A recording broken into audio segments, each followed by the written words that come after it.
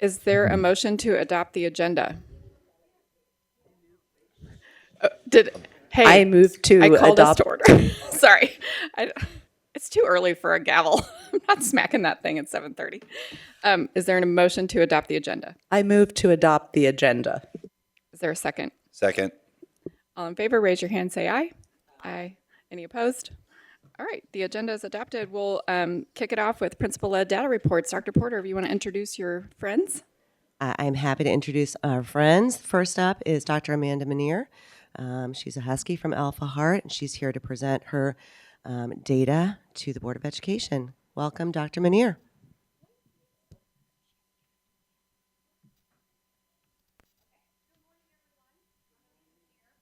At Alpha Heart Lewis Elementary.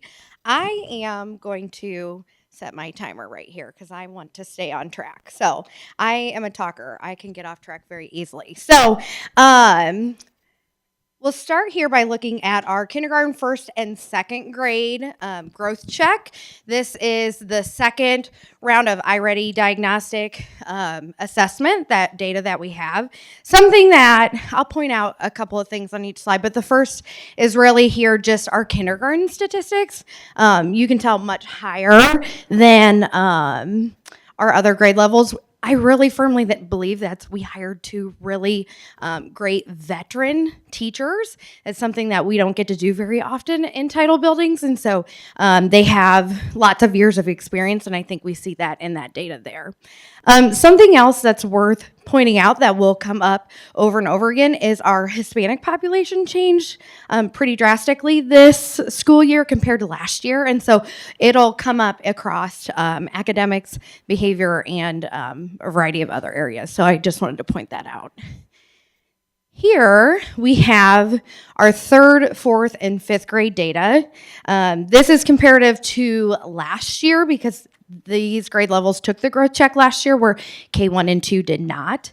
And so some things you see here is that we have pretty significant growth in our Black student achievement in both reading and math in the 1 year. And so I think that has to go back to some training that we've done. We did some extra equity training last year, and then we did some trauma-informed training, and I think our teachers just understand more culturally relevant practices than maybe what they have in the past. On this page, I think something that's worth noting is that we have went from 50.1% attendance in the 21-22 school year to 77.1 last year. And this year we are currently sitting higher than that at 81.8. Still not quite as high as we would like for it to be, but we've done a lot of attendance work to increase that, and we're still working on it. Some areas you'll see are Black, multi-race, and white student attendance, which make up the majority of our building. They have increased from this point last year to this point this year.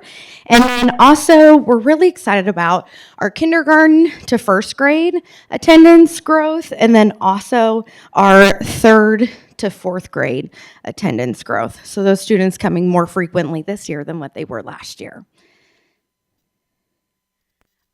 Something else that I wanted to point out here before I moved on is our Hispanic population. So again, high achievement in our K1-2 grades. And then this is related to one very large family that has a hard time coming to school. So we've utilized our homeschool communicator in a variety of ways to try to help support them to increase that. All right, so here, taking a look at our behavior incidents. So you can tell that the number of actual incidents where administrators need to get involved have not decreased, but our non-suspensions have. And so we're looking at, we retained a lot of our teachers, and they've just grown the capacity to be able to handle students more readily in their own classrooms rather than having to send students home. I would also like to venture that if we looked at the actual number of days when students are suspended, they're significantly less. So while the incident is still sending kids home, it's usually just for the afternoon, and we have a fresh start in the morning, where last year I felt like we were sending students home for multiple days at a time. Other things worth noting are Black and IEP students. Their out-of-school suspensions have significantly decreased. And again, I think that just goes back to some equity training that we've done. And then also bringing in our SPED team. We connect a lot with our district SPED directors. And so they come out for a monthly meeting, our SPED behavior support, and we look at student data more deeply than we did last year and trying to provide fidelity with student plans. And then kindergarten to first grade and then fourth grade to fifth grade. So kindergarten to first and fourth to fifth, those numbers of students having to be sent home have decreased. And so those are some things that we're excited about. And you can tell here, again, the change in our Hispanic population. The difference here is 1 student. So when looking at our high yield practices, I just wanted to point out some kick-up stuff that we are working on. When we started doing kick-up last year, everything was teacher directed. And so when we talked about like teachers and burnout, like no kidding, you're doing all the work. And so trying to get them to understand ways that students can lead their learning. And so students are taking much more pride in the work that they are accomplishing. You can see half of our highest yield here is student-directed learning. So something we are still working on, but have significantly increased from last year. And then I love this slide. It just shows how engaged our kids are. They are at school to learn. They want to learn. And so putting good teachers in front of them is really important for their achievement. All right, so we've got some strengths and some areas for growth.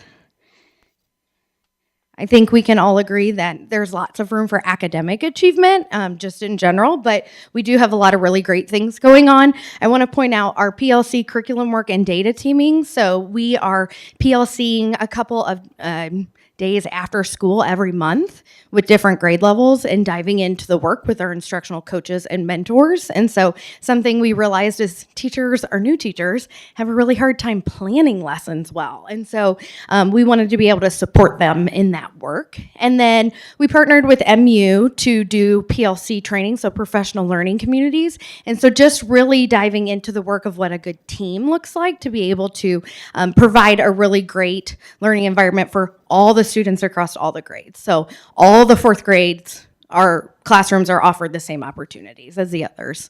And then, okay, so then with challenges, so we would really love additional instructional coaching. I think our building has really bought into the support that they provide, and I think that their work that they do is really invaluable. And so they are booked and moving all the time.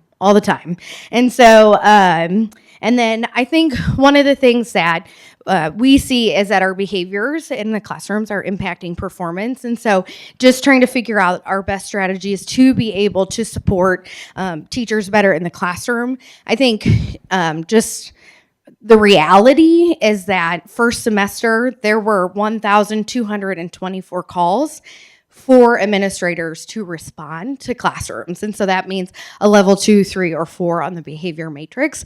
We rarely have a level 5 situation in our building. Honestly, really not very many level 4s either, but the reality is we are hopping all the time. And then here, when we're talking about actions for improvement, so you'll see me talk a lot about collective commitment. Our staff has really bought into the work that we're doing. They know that it's hard and that they are out of their comfort zone, but they have bought in. And so that's what brought up doing work after school. We've moved all of our IEP meetings after school as long as it meets family needs, just to be able to really focus on instruction when it's instruction time during the day. We are collaborating a lot. I mentioned our SPED work that we're doing at the district level, but then also we bring in people like Julie Schaefer, who's amazing. She's our ELA coordinator for elementary, and people like our FACE regional coordinator. She's really changing environments in classrooms, filling the gap for teachers with classroom management, and so really, really, really utilizing all the resources that we have available to us. And then talking about partnerships. So we've partnered our FIS. We have 1.5 of them, and they are phenomenal. They have really changed the partnerships that we have with families. And then we've brought in Burl and Powerhouse, and they provide some small group work to students at school. And so kids that were not able to maybe access some supports through home are able to do it while they're at school in the building.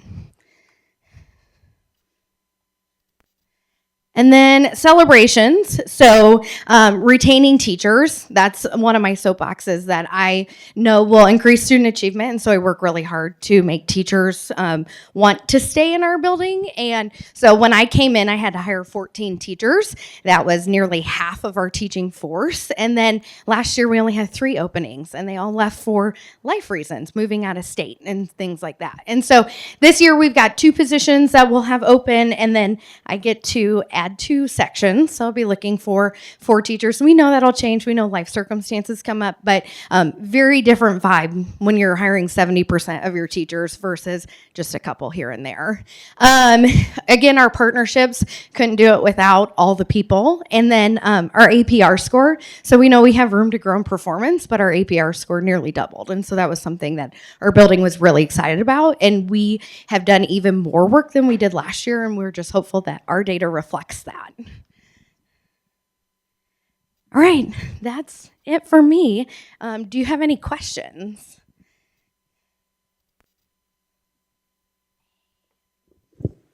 Hi, I've got a couple. Yeah. First, right out of the gate, you're awesome on Twitter. Thank you. And X, whatever we're calling it now, the platform formerly known as. But I can't help but to think that that's bleeding over into stuff in school. You know, your excitement for all of the things. So thank you for that. Continue doing that. You mentioned culturally relevant training. Could you just talk about what you guys did to do that? Yeah, so we asked for 2 additional restorative practices training. So every year we have to do 2 equity trainings as a building, but we asked for 2 additional restorative practice trainings. And I think that those were really invaluable to our building just because they learned how to have conversations that we were having behind closed doors with kids to be able to mediate situations and to de-escalate students. And so we did that as a building so then we could have some common language to be able to support in the classroom rather than having to call and ask for outside support. And so that was really important. And then we brought in a trainer from Moberly, found on Twitter, X, and just had really great reviews. The National Middle School Principal of the Year, who is in Jeff City now, Beth Huff, she had given him 5-star ratings. And so we just really utilized him. He came in on one of our building directed times, and we just said, what can you help us with? Here's the reality of our building and how can you support? And he tailored an entire PD to us for about 3 hours. And so really, really just good work. So utilizing professionals in those areas. I mean, you guys are doing great. I mean, thank you. All of it looks awesome. Like, thank you. This trend continues. It's going to be really cool. We're very excited about it. Thank you. Ms. Farrell. When you talk about your OSS data, I wasn't sure. I know this is data as of January 7th of this year. Yes. When you're showing the 22-23 data, is that for the entire school year, or is that as of roughly the January timeframe last year? It's year to date, so January timeframe last year. Okay, so the 22-23 is what it looked like in January of last year. Yes. Okay, thank you. You're welcome. Ms. Hayes, go ahead. I concur with John that the Twitter is great. It really is. That's what got me to tie in. The question is, how are you going to keep the motivation up?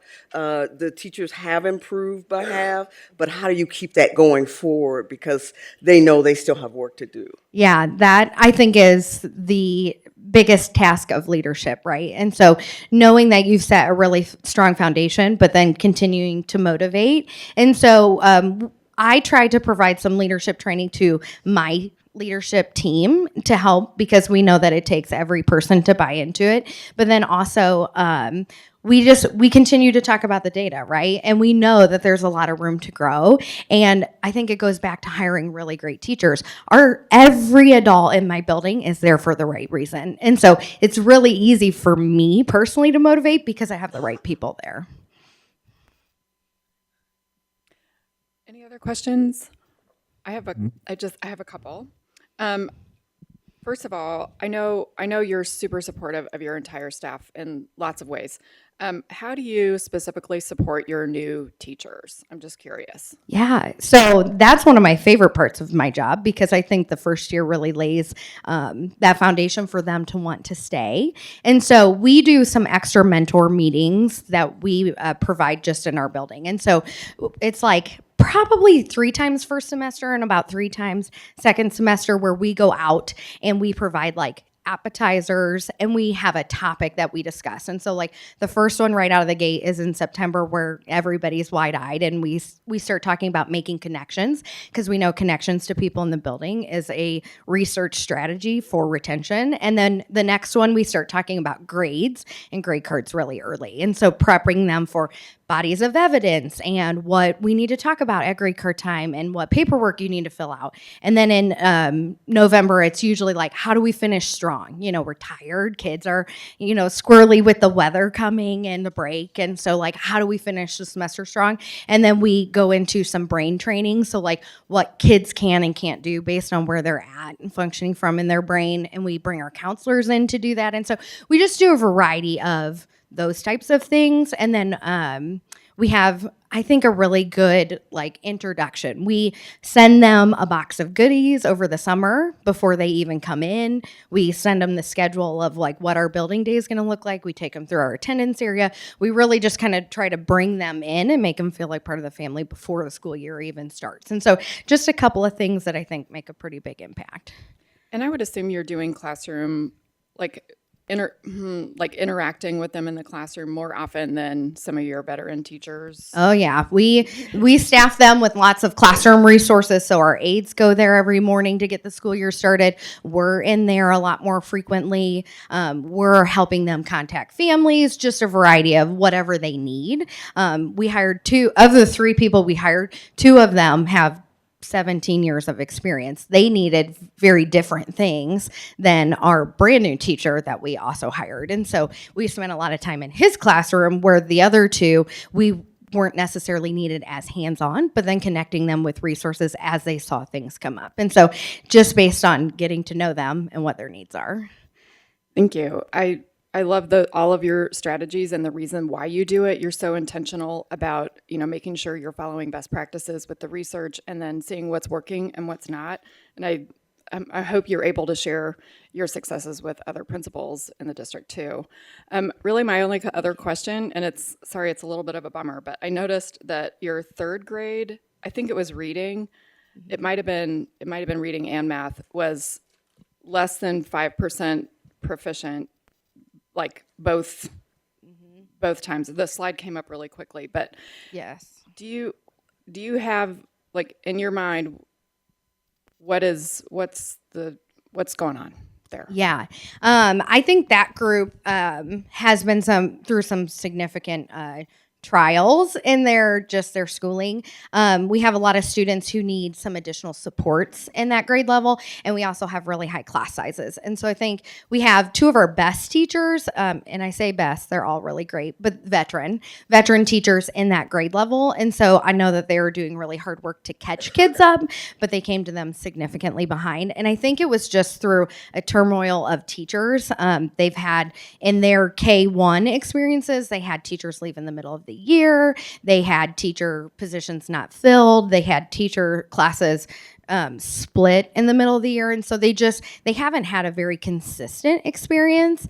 So I imagine that they will grow at hopefully an exponential rate over the next this year, by the end of the year, and then 4th and 5th grade, just because they're getting ready to have some pretty solid teachers. Our 3rd, 4th, and 5th grade have our most experienced teachers, and they've been in our building the longest. And so while the data shows that they are behind right now. I'm very hopeful that the work that's being done will get them caught up. They're really focused on that stretch growth that we use for iReady.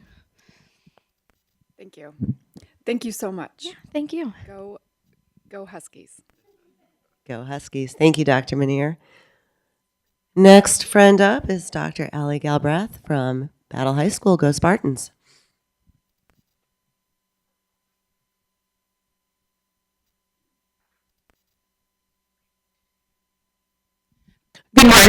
Good morning, everyone. I told you I didn't need a microphone.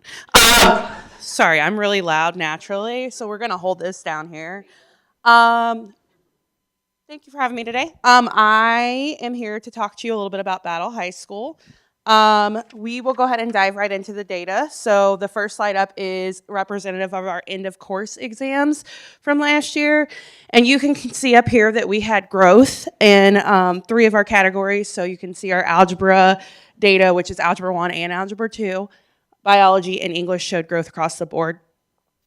Something else that we are really proud of from this slide is that if you look at our Black and Hispanic numbers across the district, a lot of times you'll see that these numbers of proficiency are less than 5%, and ours are not. So we've shown some tremendous growth in our subgroups, especially in math and science this past year. Attendance, I'm just gonna call it out. We've gone down this year. So this is year to date, as Amanda had said. So that means that at this time last year we were at 66.4. This time this year we're at 59.4. A couple of things that I wanted to point out: our American Indian population. This is only representative of about 3 to 5 kids.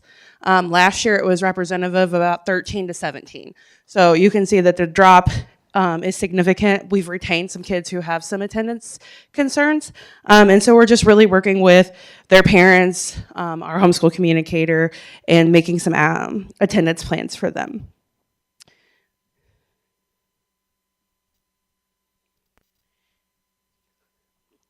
When we look at behavior incidents for this year, you can see that we've had a decrease in all of our categories.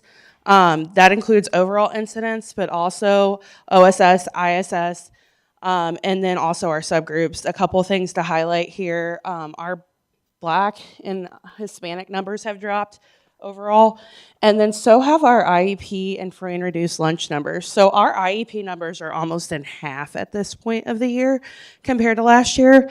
And I would say that's a lot of work that's being done in our, we have an assistant principal of student services, but she also has he's considered a behavioral specialist, like a behavior specialist, BSA, but he kind of functions as a dean almost, and meets with kids as well throughout the day to kind of give some of those preemptive reminders and things, and that's really paying off for us. From a cultural standpoint, I would really like to point out that our incidents have gone down. We look great and feel great at Battle, and you can really tell that in the classroom, but also in the hallways when you come. Instructionally, our kick-up data, we have been really focusing on using a lot of our AVID strategies that we know can help our teachers get to these higher ordered thinking skills. These numbers have all gone up from last year to this year due to our PD that we've been using, but also we would like to see it continue growing. So we're going to continue with providing them some teaching strategies that will help them go from that apply and understand realm more up to the evaluate and create realm. Same thing with high yield instructional strategies. Dr. Manier pointed out that a lot of times you see the teacher directed top heavy. Ours is getting a little bit more dispersed as you get through the middle. We're seeing a lot more cooperative learning in our building. We're seeing a lot more of teachers being able to put students in groups and let them work and think and problem solve together. And I think that's also attributed to less behavioral incidents. And then when you look at low yield strategies, you'll see a lot of whole group instruction going on. Again, we are working to get out of this realm of let's just sit with a worksheet, let's just sit and listen to the teacher and do a little bit more things hands-on. as Amanda said, our kids are there to learn. They want to be there. They want to learn. So you can see that they're really engaged when they are in the classroom. We're really trying to take them from just sit and get to being authentically engaged and hands-on with material that's going on. So some strengths from this data. As you saw on the first screen, our EOC performance in 3 of the 4 categories went up. So our end of course exams showed growth. I really want to highlight Algebra 1. Across the district, we were the only building, and I'm going to toot our horn there, to show growth in our Algebra 1 data specifically. We had a 3% increase. I did not do this. Our teachers did this. They met, they said we need to do something. We decided that we were going to adopt the illustrative mathematics curriculum a year early. We piloted it. We used math labs at Battle. We worked really hard and strategically in the data team cycle and pulling kids and filling in gaps, and it paid off, and they showed a huge growth last year. Same thing with biology. They worked really hard using data, addressing kids, and they showed a huge growth. Our Hispanic subgroup alone increased 16% last year in biology. So, and we have a huge EL population at Battle. If you've been there, you've seen them, and they're wonderful. But just the idea that we've grown that much in a year means that we've got places and we're going the right way. For our behavior incidents, overall, we had a reduction in total incidents. We had more than 50% so far reduction in 9th grade OSS incidents, which means that our 9th graders are coming to us and we're onboarding them and they're ready to learn. And they know what we expect of them. We this year did grade level expectation meetings at the beginning of the year and kind of set the tone of, this is what Battle looks like. This is what we expect from you. We need you in the classroom. We need you doing your job. And I think that's paid off for the incidents there. And then also, as I pointed out earlier, our Black and IEP students also saw large reductions. Some challenges. We all know there's room for growth academically. So just because we saw growth in 3 of the 4 categories doesn't mean we don't want growth in that 4th one, and doesn't mean we don't want more growth, okay? So we're still working to increase that growth across the board for proficiency. Our government group is getting some specific support from one of our assistant principals who used to teach government, which is very helpful because there's a lot of new teachers on that PLT. PLT means the group of teachers that meet together, just so everybody knows if you didn't know that. But so they're getting a lot of support from their assistant principal meeting and going through that data team cycle for the first time this year because they're brand new teachers. And then for attendance, we know we had the biggest decreases in our junior and senior cohorts. So from last year to this year, our sophomores to juniors, and from last year to this year, our juniors to seniors. And so we're just working on targeting the things that we know get them to school. So attendance incentives. For instance, next week we have court warming. If you don't have 85% attendance in the next couple of weeks, you can't go. And so just communicating that with our community, but also incentivizing them coming to school. Some actions that we're using. So as I said, for attendance, we're incentivizing different things like court warming. We give awards weekly for attendance. They get prizes. We're going to raffle a pair of AirPods off at the end of the month for kids who have 90% or higher attendance for the month. I know with the cold weather, kids are struggling to come to school, but we're doing what we can to get them there. We targeted last semester students who were considered at risk of not getting 90% based on the data. So I met with Dave Wilson, and then we identified kids who were on that bubble. So there's a day threshold. I think it's 19. Once you get past 19 days absent, you mathematically cannot get to 90%. So looking at that time of the year where we are and who's close to that threshold based on the ratio for the year and like doing some math with him and then coming up with kids. And then our attendance secretaries, our homeschool communicator, our assistant principals, their student support teams, they all met with those kids, contacted those parents. It was about 200 or so. That's a big number of kids. And so meeting with them, doing those home visits, having those parent meetings, seeing where we can fill in the gap, how can we get you to school? And then just with Infinite Campus, we've had a lot of issues. Rolling over. And so just meeting and getting everybody on the same page. And I know Devin had talked in our last meeting about getting our attendance secretaries together to kind of talk through what some of those issues are and how we're solving them.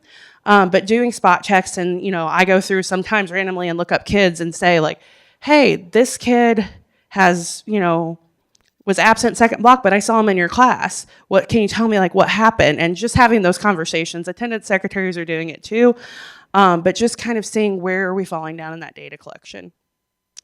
For EOC performance, I met with all of our core department chairs. So the one thing about high school is we only give the iReady exam once to everybody, 9th and 10th grade, and then it's given again in the diagnostic window, but we don't have a growth check for high school. So for progress monitoring academics, we need some progress monitoring tools. So I met with our department chairs to look at how we can use our heat map and kind of go through that. I already kind of talked about using illustrative mathematics for Algebra 1. We're still doing that. And then targeted PLTs. So what that means is we got together and said, who are some of our strongest teachers, maybe veterans or have the highest NEEF scores, and how can we put them in those classes that are EOC tested, and how can we support them when they're there? Some celebrations. We recently had a BHS senior admitted to the Air Force Academy, and I'm really excited about that. That's a big deal. So Graham's gonna let me tweet about him later today. Our activities director, Sammy Simmons, was nominated for Mentor of the Month for the WIN Awards. I don't know if you guys have heard of those, but that's at Women in Sports Network. And so I'm really excited for her. We get to go to a banquet next month and see if she won. Our Spartan Seminar students organized a huge clothing drive for our Spartan Closet in the community at the end of the last semester. And then next week is court warming, and we'll be raising money for St. Baldrick's Foundation, which fights pediatric cancer. So, what questions do you guys have? Ms. Hayes. Thank you for sharing that. And you are a prolific Twitter user too. I am. Yes, you are. So thank you for sharing that. My big question is, what is being done with that junior and senior attendance besides the calls? Are we sure they're in the right program for high school? Is it that they should be looking at career technical or maybe some pre-college? What are you thinking? So as far as programming, we all know that we've got to seek alternatives and what education looks like for some of our kids. And so we do that based on data. Like but also I don't know that that much of an attendance difference is due to that. So I think really what we're seeing at our building is that we need our community to understand that even when kids are in their junior and senior year of high school, we need them at school. They can work. A lot of them have jobs, right? But we need them at school. And so kind of meeting the family where they are and saying, do we need to look at an alternate schedule? Do we need to look at coming every other day? Do we need to look at coming half days? Like all of those things, and then what barriers are existing if we do that. And so those kind of problem solving meetings are what we're having with a lot of them right now.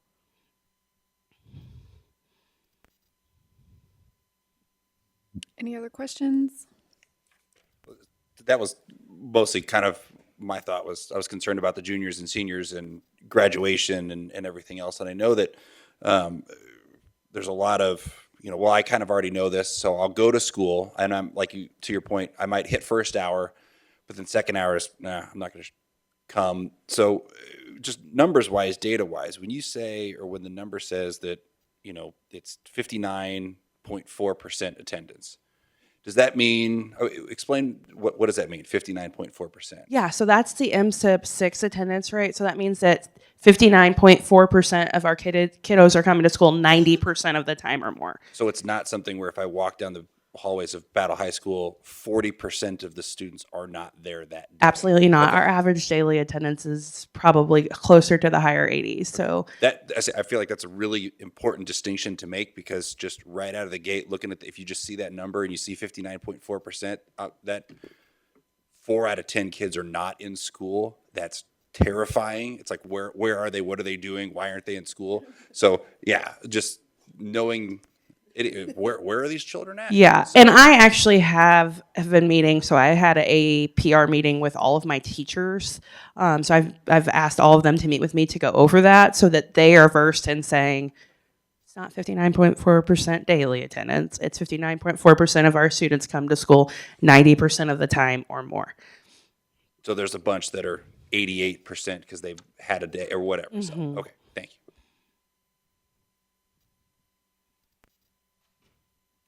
I don't see any other questions. Thank you so much, Thank Dr. you. Galbraith. Go Spartans.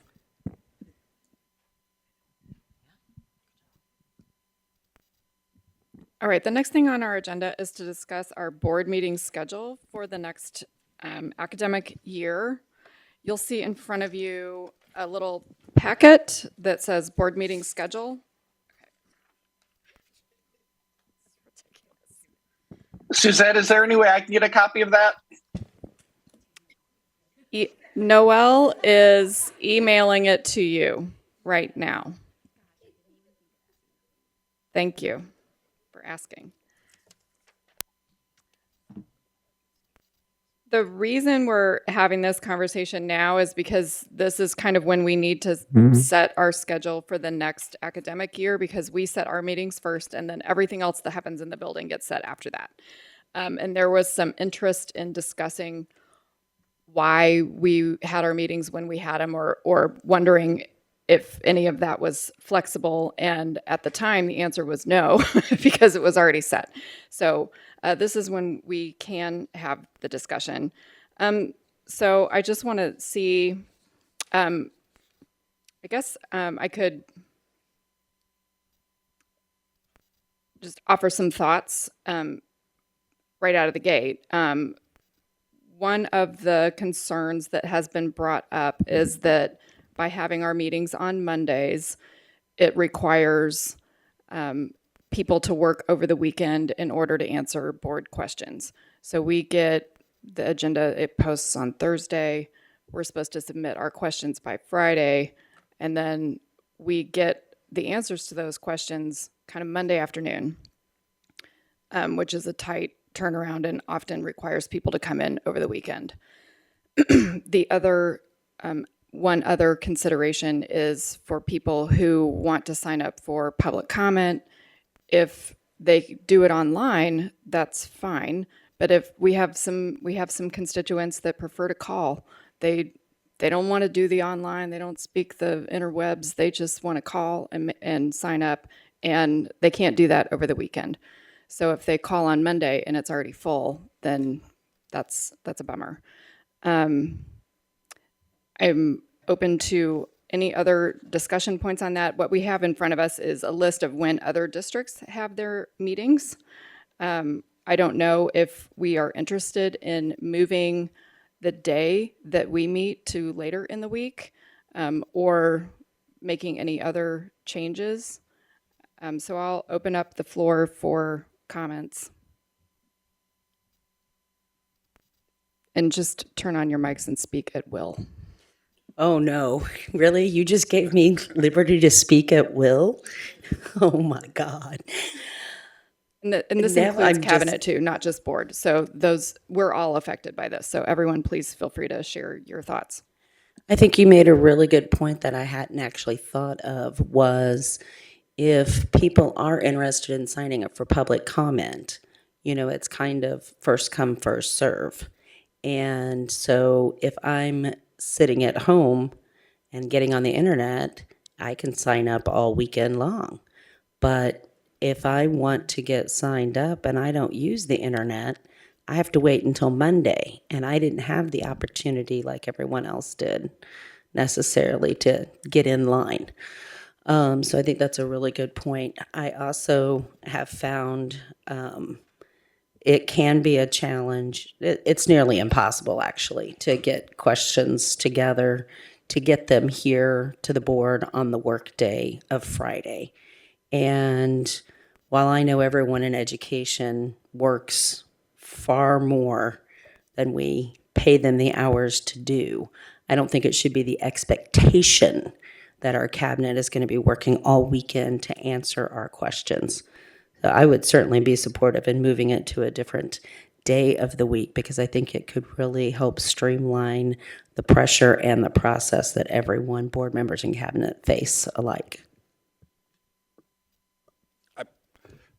I guess my question would be, if we change the day, how would that, if we went from Mondays to Thursdays or whatever, how would that impact the business of the district? Like if we're approving HR hires and we're not doing it until Thursday rather than a Monday, how does that impact that? Or if we're approving contracts or whatever it is, how does it impact the date? Because that's what we do Monday meetings, is we are conducting the business of the district. And if we all of a sudden are now changing that day to later in the week, how does that impact whether or not the district can function? Yeah, can we hear from administration about that? Sure. We had, am I on? Yeah. We had discussion internally about cabinet about this very same thing, and our biggest concern is, of course, if we move to Thursday, then that means that we will be tied up. Instead of being able to carry out our normal day-to-day business Monday to Wednesday, we will now have to postpone meetings because the questions are going to be priority. So now our regular business will have to put on hold so that we can be ready for Thursday. And collectively, when we spoke about which would be preferred by cabinet, the feeling, and you'll tell me if I'm wrong, was that we keep it at Monday, so because it's not really spending all weekend doing the work. It's basically, Monday morning, there's a lot of Fridays. It all depends on when we get the questions coming in. And so it's not that much of a hardship for us. It's not like we are sacrificing on weekends to answer questions in the beginning before we got things streamlined. Yeah, I know I would spend my Saturdays and Sundays strictly on this. But because we have a process in place, the consensus of the cabinet was that we're fine. We didn't want to give up our Tuesday, Wednesday, Thursday and say we do nothing, we shut it down, and all we do is focus on questions. So that's from a cabinet perspective. So I'll open it up to see if any other cabinet members. Dr. Yearwood, Yeah. Sorry, that was came out super loud. Yeah.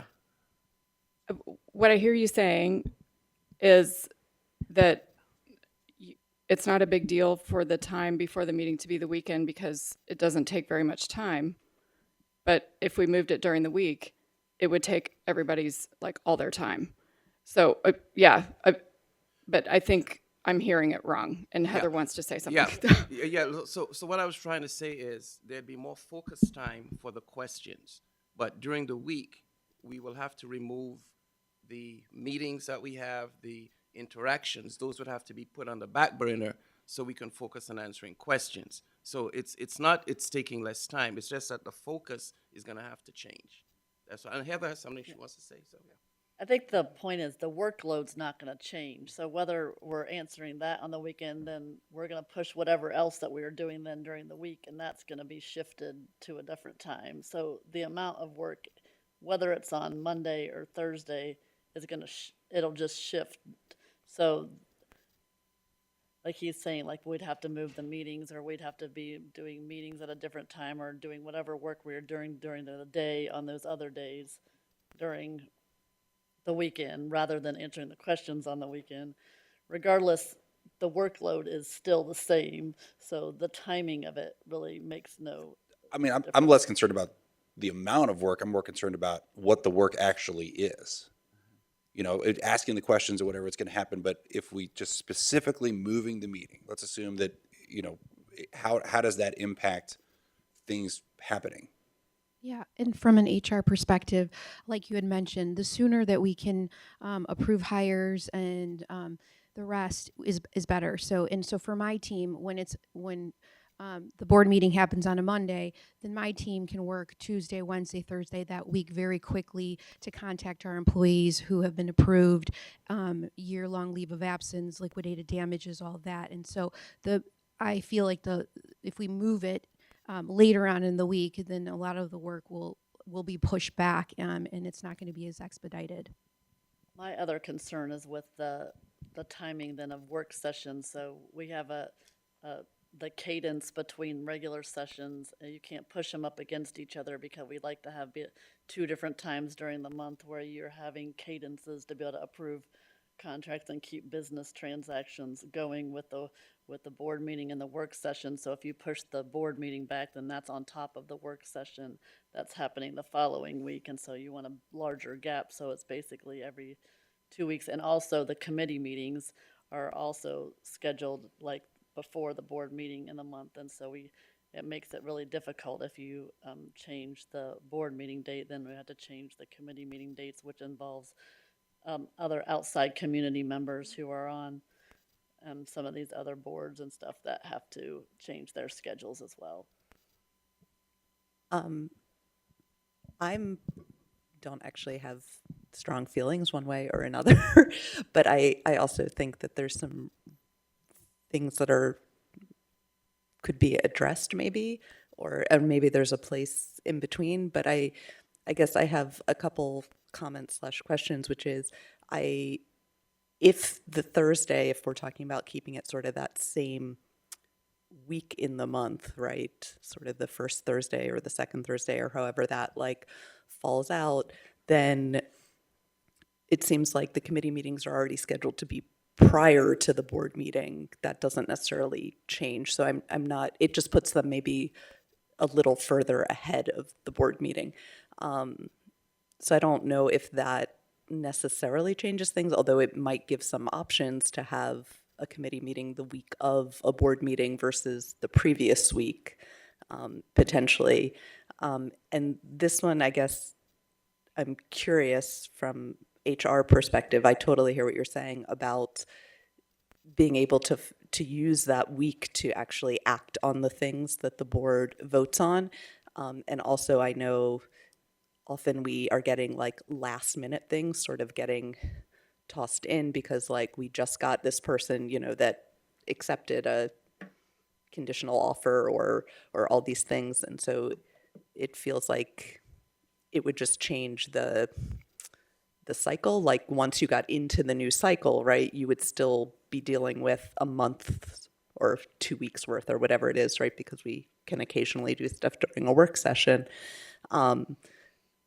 And so how does that maybe impact, like if then it just has to get pushed to the next week, but there's additional people that were able to be included in those approvals. And so I don't have the answer because I'm not the one doing that work, but just like wondering if some of it would be about the sort of cadence or like the rhythm just sort of needing to switch. I don't know what's better or not. I'm wondering, I know there was this discussion, like if it's on a Thursday was where it was shifted, but like what about a Tuesday or Wednesday? Like, is there a place where there's, you know, if it's on a Tuesday, then at most you have one additional day, but it does give an additional day for asking questions that's during the week. It doesn't take up the entire week.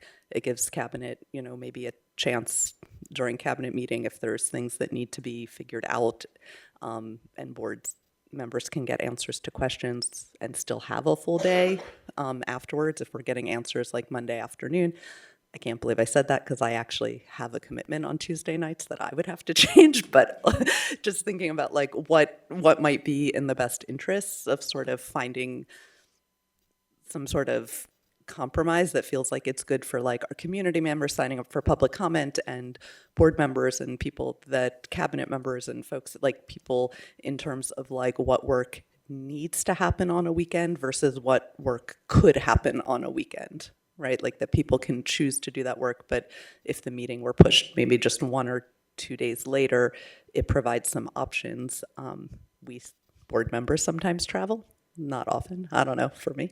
I know you all sometimes, like we all have families, friends, other things that are happening too. And so trying to think about where might that balance be for different folks.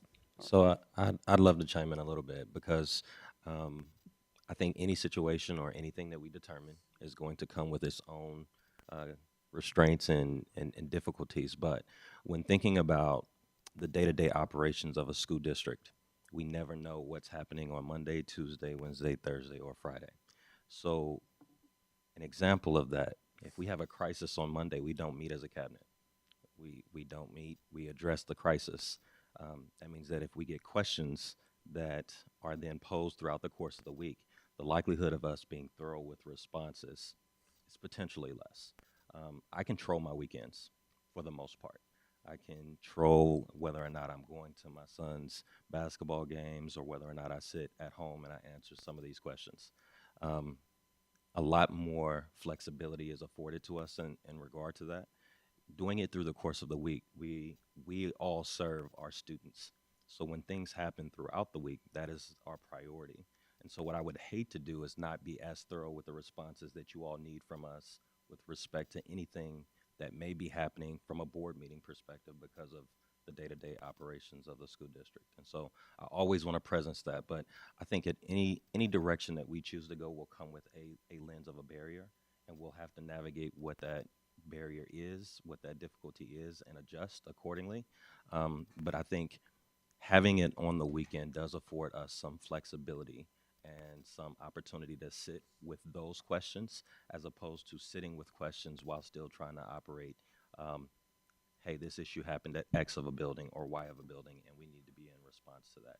So from a flexibility perspective, the weekends don't necessarily bother. I think that doing it during the course of the week has the potential to put us in a position to give you not as thorough responses as you all need. And so I just want to presence that. But I think anything that the board decides, we will adjust to and we can adjust to. It will just come with some growing pains and some learning along the way. Randy, I saw you. Yeah, just briefly, I think ultimately the workload is the same. The thing about the way it currently is, and Devin hit it very well, is the competition for our time, even though it's on the weekend, is more manageable probably than most work days. I mean, we have less school things competing for that time on weekends. So that amount of time that's to prepare and respond to that, I mean, is probably just as easily done there. But I think another thing that we need to think about, you are changing the cadence, okay? The cadence of work, and it's pretty long established. So that will mean a change in scheduling this room, which is often booked for trainings, which we're very tight on space as a district. So that will be a hump. I mean, like Devin says, we can ultimately manage this, but I think the real question is the momentary transitional disruptions, change of cadence, and whatever it takes to get into a new cadence, is that worth that cost? And I think that's truly the question, because it does not change our workload a whole lot. Now, would I rather do questions on the weekend or some other time? I'd rather not do them at all. But that's part of the function. So I mean, yeah. So that's yeah. So the actual workload really doesn't necessarily change, I don't think, fundamentally. But it will for some sort of transition time. There will be a shift to that cadence, and it will be beyond. I mean, there are a lot of people have layered meetings that are scheduled on Thursdays, on Wednesdays, that are very regular. So it will not just shift a board meeting; it will shift others that maybe the board is not directly involved in, but there is some fallout with that. So it will take some shifting, and just from a facility standpoint, and I know the way that these rooms get booked and we're needing to, that will be a little bit of a challenge and shift as well. Thank you. Paul, did you have anything you wanted to say about this?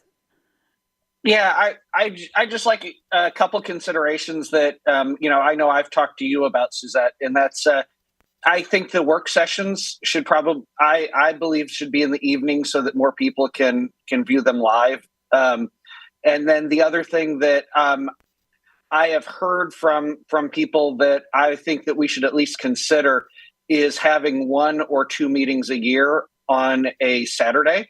so that different people are able to view live. I don't, I know that would be a problem, and I understand all the things that we're talking about probably make that impossible. But I just thought that we should have that out for consideration. Thanks for mentioning that. When you first said meetings on a Saturday, I was like, no, no, no, no. That's a little bit still how I feel just as a human, but I don't know, like I'm flexible to the will of the group. And really I'm flexible to I didn't come into this with any like preconceived, like we're going to have to move this thing. I was just wanting to have the discussion. I think some really good points have been brought up. I did have a conversation with Blake yesterday and ahead of this, knowing that he couldn't be here. And I wanted to just add some things that he shared with me. He said he felt like it would be a hardship on him to prepare for a board meeting during the week instead of over the weekend. And I think that's a valid point. We all have different job requirements, and some of us have more flexible time during the week, but and some of us have more flexible time on the weekend. It really depends on what our family situation is and our job situation. But there is that having to submit our questions, the day after the agenda gets published, to me is the time crunch. And then, we're not really reading the agenda over the weekend because we have to submit our questions by Friday, or we're asked to do that. So one suggestion he made that I'll admit is kind of growing on me is to have the unpublished agenda finalized on Tuesday. No more additions. It still doesn't have to be published, but it has to be set so that if board members want to start reading through it and coming up with our questions, we could submit our questions by Wednesday evening or Thursday morning, and then it can still get published on time. But now the way it is, if we start reading it and then things get added, it's very hard to track what got added. So and I know the first month we do that, everyone's going to be like, well, but that's 2 days early. We can't. But moving forward, it's still going to be a month later and a month later and a month later. So I know, especially for Noelle, it is sometimes like coming down to the wire to try to get things in so they can be published. But I think that is something that we can just kind of try to adopt as an expectation. And I'm wondering if that might take some of the pressure off of the time crunch that I often feel, having to like read through everything and come and get the questions. And then if we submit our questions early, then cabinet has more time to answer questions. And then they're maybe not coming in on Monday. Maybe the answers to questions are coming in Friday or, earlier. And then there's some breathing time. I would like a little bit more breathing time. I will be honest, when I get answers to questions, when I see a big document come in Monday afternoon, I'm already in go mode to pull up all the emails for making the introductions and making sure I have my ducks in a row and getting out my, list of the ranking order of motions and all that nonsense, and preparing for the executive session that often starts at 4 or 4:30. It's a lot. So I'm offering those things. From my perspective, it is not the questions or when they're asked. I think we're asking more questions than previously. And so part of this has to be an agreement to look at things in a different light, or maybe be okay that the questions can't be answered in the following meeting. I went back and looked at some stuff, and I just don't know that previous boards asked as many questions as we do. And at some point, we should have some learning curve should be met. And I know it's controversial, but I do think that is part of the issue. I just, Yep. sorry, can I? Oh. I I was wanted gonna, to like make sure that, I mean, I know we talked about Noelle, and Noelle can talk for herself too, but it's not Noelle about getting the agenda ready. It's, I just want you all to be aware, like, we can have a cutoff. We have cutoffs, but everyone is always frantic that week at the board meeting, submitting stuff after the deadline. And so we can tell them no, but you guys just have to be aware that there will be more things coming for ratification if we can't put those last minute items on the board meeting. But 2 days, they have to, there is a deadline now that they miss. So if we move the deadline, they might still miss it the first month, but at some point, why have a deadline if people can just turn in stuff whenever they want? That's how I think of it, which sounds kind of And we are doing like the big stuff, like we're talking about, the transportation thing tonight. We're starting to talk about it tonight versus getting it in 3 weeks before the next meeting and having to vote on it 3 days later. We have it now, and we have it. So the big stuff, if we're getting it early, I think that alleviates a lot of the questions and things like that or whatever. I love getting it early. You guys all know that, like, as soon as the agenda goes live, like within 15 minutes, I've already got my questions in, because I do appreciate that, John. A week before, I'm already on there and looking to see what's getting added. And then all I have to update is, it's section A, E1, whatever, and I know not everybody can do that. And so having it a couple days early, and that was something that I've been thinking about since like October, having it earlier than usual would help out a lot to be able to go through all of that stuff. But then the big stuff, if we get it early like we are now, I think that alleviates a ton too. Well, I'm glad this discussion's on the table too, because I've been saying this because it's a lot to read in a very short time, and having 2 more days would mean that I could actually get any questions in by Friday, because as Dr. Yearwood will tell you, and everybody else I think probably knows, I sometimes get mine in on Saturday or Sunday because I don't always have time to read everything. So the extra 2 days means that I could be more timely too.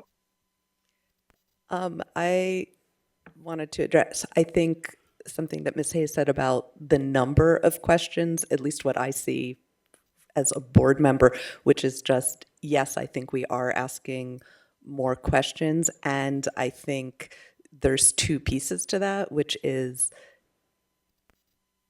trying to get into the rhythm of it. We have a board right now with a lot of people, I mean, all of us sitting here in our first term, myself included.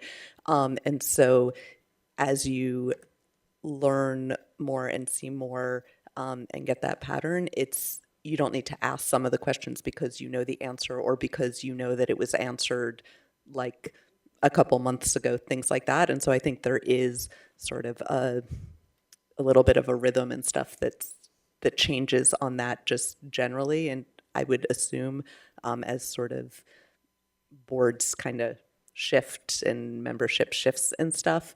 And I think also we've had a lot of changes that have happened. I mean, just even thinking about it like structurally and organizationally. And so I think as both the board and maybe also the cabinet sort of settle into new roles in terms of knowing who to address a question to, or which department or things like that, as some of the responsibilities have shifted, that to me feels like something that maybe is just going to settle out a little bit. But I do agree, like I think we all as a board can also be, need to be respectful of the time that our cabinet is spending on the administrative pieces and also the pieces that are dealing with students, which is obviously the focus on things. And then the other thing, which is just a question, which is like we're looking at a list that we all have in front of us of 14 comparable districts. Only 1 has their meetings on Monday, which means 13 of these other districts, including ones that are larger than ours, Wentzville, right, Kansas City, some of these others that are holding their meetings Tuesday, Wednesday, Thursday. No one has chosen Friday, so, I don't know why not. Who wouldn't want to be in a meeting Friday night? And I'm just curious if we have contacted administration, or if that is something that is worth doing, to just ask, how does this work for your work week? or to contact the board members. So just if it's something if having the agenda available or unpublished or different deadlines for that doesn't become an option, or this conversation is moving forward, I think that's an important next step to find out from people who have been doing it, and obviously their districts are functioning. Mostly, I guess. No, so anyway, just a thought. Sure. Just wanted to chime in on, I think moving the deadline back is a fantastic idea. We do have our deadlines, and they're supposed to come through me should they not meet the deadline. And where we have the most difficulty, well, two areas. One is in construction. There are times at the last minute, something breaks, something happens, and if we don't get it there, then that creates an entire delay. So a lot of times I would say, okay, let's move forward with it. The only other one is a little bit of HR when we're trying to get a hire in so that we can get the training and things like that. And it shouldn't be the norm. We don't want the norm. The team knows, hey, I like my deadlines, I want to meet my deadlines, and that's it. But I have to have some flexibility in allowing these items to go, especially, again, when it comes to construction and looking at, things like that. That is the biggest one that we can't avoid. Yeah. I think that's reasonable. I mean, I would say if we move the deadline up a couple days earlier, and then Dr. Holtz wants to put 3 more people on the hourly hire list, no way am I going to say like, oh, sorry, you missed the deadline. Like, I think we have to allow for some flexibility in those areas, and the construction deadlines. If we're not, I think we intentionally have tried to eliminate those business type things from the work session because we have to do other things here. We can't, unfortunately, we can't meet every day. So we have to have some discussions at some times than others.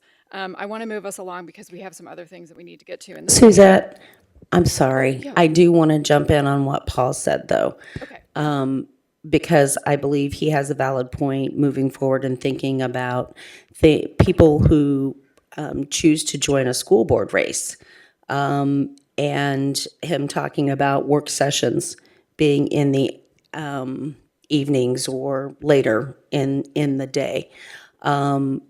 By work sessions like this, I mean, we're fortunate that the 4 new members that joined us last year have some flexibility to be able to be here. But if I were actually looking for a job, I would not feel comfortable going to a new employer saying, well, every third Thursday I might be 4 hours late to work.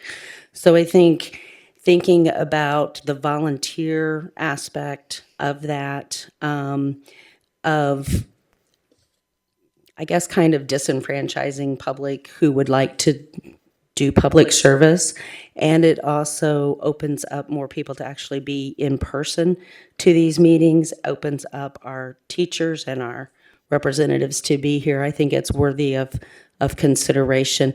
And obviously, any board meeting that we choose to change is going to alter any work session schedules, committee schedules. Committees are another thing. Every year we have new chairs. I know there's a struggle depending on who is on a committee and their jobs. They may not be able to get to a committee at 4:30 p.m. So those things may have to change every year. I say that was the one when Blake and I did our, so you want to be on a school board, orientation. That was the one thing that was brought up. It was less about, the technology side and the ability to read and understand all the stuff. It was, how restrictive is the time of the meetings? Is 100%, where the question was, is when and how could people make the Monday meetings, the Thursday mornings and all of that sort of stuff. And I know it's going to be impossible to make it work for everybody, but that is, to, Paul and April's point, that was the one critique that was brought up as to why, folks won't run or whatever the case is. Okay. I'm gonna attempt to kind of consolidate our thoughts and say that it sounds like we are open to considering moving the work session to an evening, which I'm gonna ask Dr. Yearwood to kind of check with administration and see about the feasibility of that. And then it sounds like there's not any strong opposition to maybe moving up the deadline for the unpublished agenda to Tuesday with flexibility for like construction contracts that aren't things like the substitute contract or, we're going to build a new school. Surprise, or like some salaried positions, some hourly hires, things like that come up. So if that's okay, we are going to vote on this in February.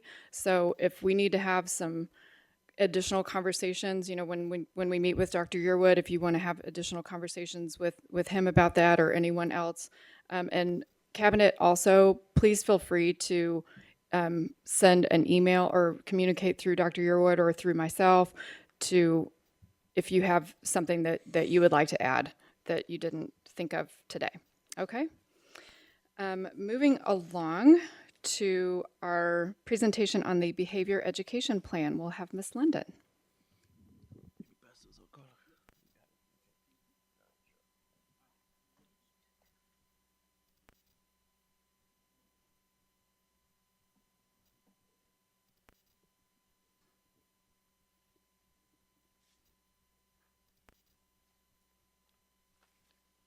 I see handouts. Is there an electronic copy for me?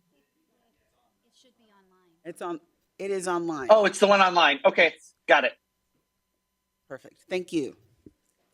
So, good morning. I'm going to be presenting from my chair because there's lots of papers. So, as we roll through this, I want to be able to point out some things to you, and you'll have the copy here. You will notice first off that you just have the 6 through 12 behavior education plan. It's 43 pages. We have a similar K-5 with just a few different items in there, and I'll talk about those as we go along. So first of all, just want to say I'm really excited to be able to present to this new board. I think only Jean and Blake have previously seen. Yes. Oh, is it not showing up yet? Yes, okay. Because we want our patrons to be able to see. My thing is red here, so I'm wondering why it's not. Okay. She's back there. She's letting them know. Here we go. There we go. All right. Perfect. Thank you. Again, wanted to make sure that the board was fully aware of the behavior education plan. You've heard the terms before, be able to understand it, clear up any myths. I think I heard that I created this in a secret room by myself at one point. Absolutely not true. So just wanted to be able to clear up any of that. It's going to be a little bit like a lightning round. As I shared, it's about 43 pages long, and I think I have about 20 minutes. So we'll kind of speed date here as we go through the process. So a couple of the things that we'll be sharing here is the why behind the plan, some of the work that's been done throughout the years, the involvement of our stakeholders along the way, what's actually in the behavior education plan. What you hear a lot about is the behavior matrix. That is just a part of the plan. And then what's next for our plan. So again, let's start with the why. Why was there a new plan to begin with? So I want to make sure to give proper credit to Dr. Belcher 3 superintendents ago, and Renita Dement, who was our supervisor of student and family advocacy.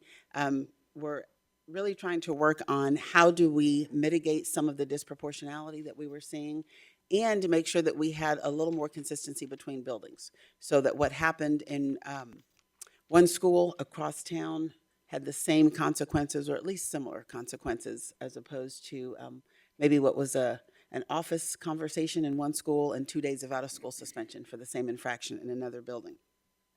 And so, again, the disproportionality was something that we were very intent on, and then we were bringing in additional tools at that time, which is 11 years ago. And so then, interestingly enough, Renita was in that position for 1 year, moved to Texas. I was in Texas and moved back to Columbia. So we swapped places there and picked up the work with the plan. At the time, I was also over the secondary assistant principal, so we spent a lot of time in our regular monthly meetings talking about some of the behavioral issues that they were seeing in schools and some of the consequences. Again, beginning with this work about 10 years ago, when we were looking at how do we continue some of the work, one of the things that I would have assistant principals do is look at some of the referrals that had been submitted and some of the consequences without letting them know what building they were from or if things being de-identified, and say, what would you do in this situation? And they'd often find themselves saying, well, this is something we'd have a conversation about. And I'd say, well, let's see what really happened. It was 3 days of OSS. And so they said, after about 3 of those examples, we have the power to change that. That's us making those decisions. Our assistant superintendent, Dr. Kevin Brown, had brought in a sample of some things that were going on in Madison, Wisconsin. He and I took them to the superintendent at the time. We were ready to go and realized that we needed to potentially slow the pace in Columbia and make sure that we had just a lot more stakeholder input. So it was sort of paused for a little bit. And then about 5 years ago, Vince Thompson, who is part of my team, and the special education department, or several individuals from that department, were asked to come back together and take a look again at how we might need to streamline a little bit of our consequences. So online, what you'll notice is it says 1 to 180 days for a lot of infractions. That has stayed that way online. From our legal input, this document still falls within that range, so we didn't need to go change everything that was online. But this is a working document for administrators to use in the building. So one of the things that we really wanted to look at was, what does a successful classroom look like? What does a successful building look like? When we're talking about attendance, discipline, achievement, they all go hand in hand. And we all wanted the same things. We wanted that consistency. So then we started the planning work, and Devin Moore can jump in. He was a principal at the time. We started with all elementary principals at their principals meetings and asked them to bring in what they did as far as behavior consequences. What did their disciplinary practices look like? From 21 buildings, we got 21 different items. And so that reinforced our desire and our need to be more consistent across the district. So that work went on for a little over a year with just the elementary principals. And then I brought in the secondary assistant principals because, again, they hire or handle most of the disciplinary incidents at the secondary level. And we had literally all but one building was here on a regular monthly basis as we worked through, looked at consequences, looked at behaviors that were happening in buildings. Some of the consequences were, if a student walks past and maybe hits another student on the back of the neck, what would you do? And one building might say, oh my goodness, that's an assault. And the other building would say, are you kidding me? That's what they call necking or slapping each other on the back of the neck. So coming to some consensus, really just among buildings as well. That should say 20, not in 201, so we didn't go that far back, but in the 2015 school year. We started a long time ago, but not that far back. COVID hit right in the middle of getting ready to do our rollout. We were not comfortable, obviously, putting this out to the public without the input of our teachers, parents, and students. And so we had to pause the rollout during the COVID period. So then in the fall of 2017, as I mentioned, through 2019, we had the principals, COVID-19 paused, and then in 2021, when we were able to safely come back together, we had a collective group of teachers, parents, and scholars that looked through the document, gave us feedback, said these are some suggestions that we would be interested in seeing. And so then we officially rolled it out in 2021. So what's actually in the behavior education plan? So I have some page numbers here. If, as you're going through, you want to take a look at it, and our staff all has access to it in their portal. So teachers have access to it. They can go look up the information, and our cabinet members here as well. But if you look just at the very beginning, and again, I'm going to move pretty quickly through here, but we started off with our equity statement, and that's really what drives the work that we do, right? That we're establishing and sustaining human dignity, justice, and equitable treatment and inclusiveness in our district, and our proposed district commitments from that work group. We have our message from the superintendents. It says superintendent because Dr. Stiepelman was here and was very much a part of the initial work, but Dr. Yearwood has been incredibly supportive of the continued work and the rollout. So we have both of them there. And then we start to roll through some of the vision, mission, and values of the district. Why we needed a shift in practice goes back to some of the things that I mentioned earlier, that we just wanted to make sure that we were creating a more consistent and less disproportionate plan when we talk about discipline. When we move to pages, let's see, 4, what was the purpose of the plan? Again, providing a continuum of interventions and consequences. We know that there are a range of student behaviors at any given day that happen in a building. So what are some of the things that we could do to get ahead of those? So if you look just on page 4, those bullet points, we outline the rights and responsibilities as it relates to all of us in the district, scholars, parents, teachers, to everyone. The Board of Education has a page in there, establishing an expectation for adults to teach, model, and reinforce the skills necessary. That's really, that was a huge component of the work that we did. We know that if you don't know math on Monday and we work with you on Tuesday and you come back and don't know math on Wednesday, we don't say, you're done, get out. Behavior also needs to be taught very frequently. So we can't just say that student didn't come in with a certain skill set. It's up to us in many instances to just model what it is that we are asking a student to do. Setting an expectation that the schools work in partnership with parents and guardians, right? We're not in this alone. The belief that we are a partnership with parents. And then that last bullet point there, using a trauma-aware, restorative, and equitable approach. We ask a lot of our teaching staff every day, but it really does accomplish what we wanted this document to do, which was also give a lot of power and control back to the teacher in their classroom. And so just being aware of the extra tools, the additional tools that you have in your own tool belt as a teacher, also gives some of that control back. The scope of the plan applies to all schools, all educational programs, all placements within Columbia Public Schools. You will notice at the end of the document, we'll talk a little bit about that there is a specific section on addressing the behavior needs of our scholars with disabilities. So we'll talk a little bit about that in just a minute.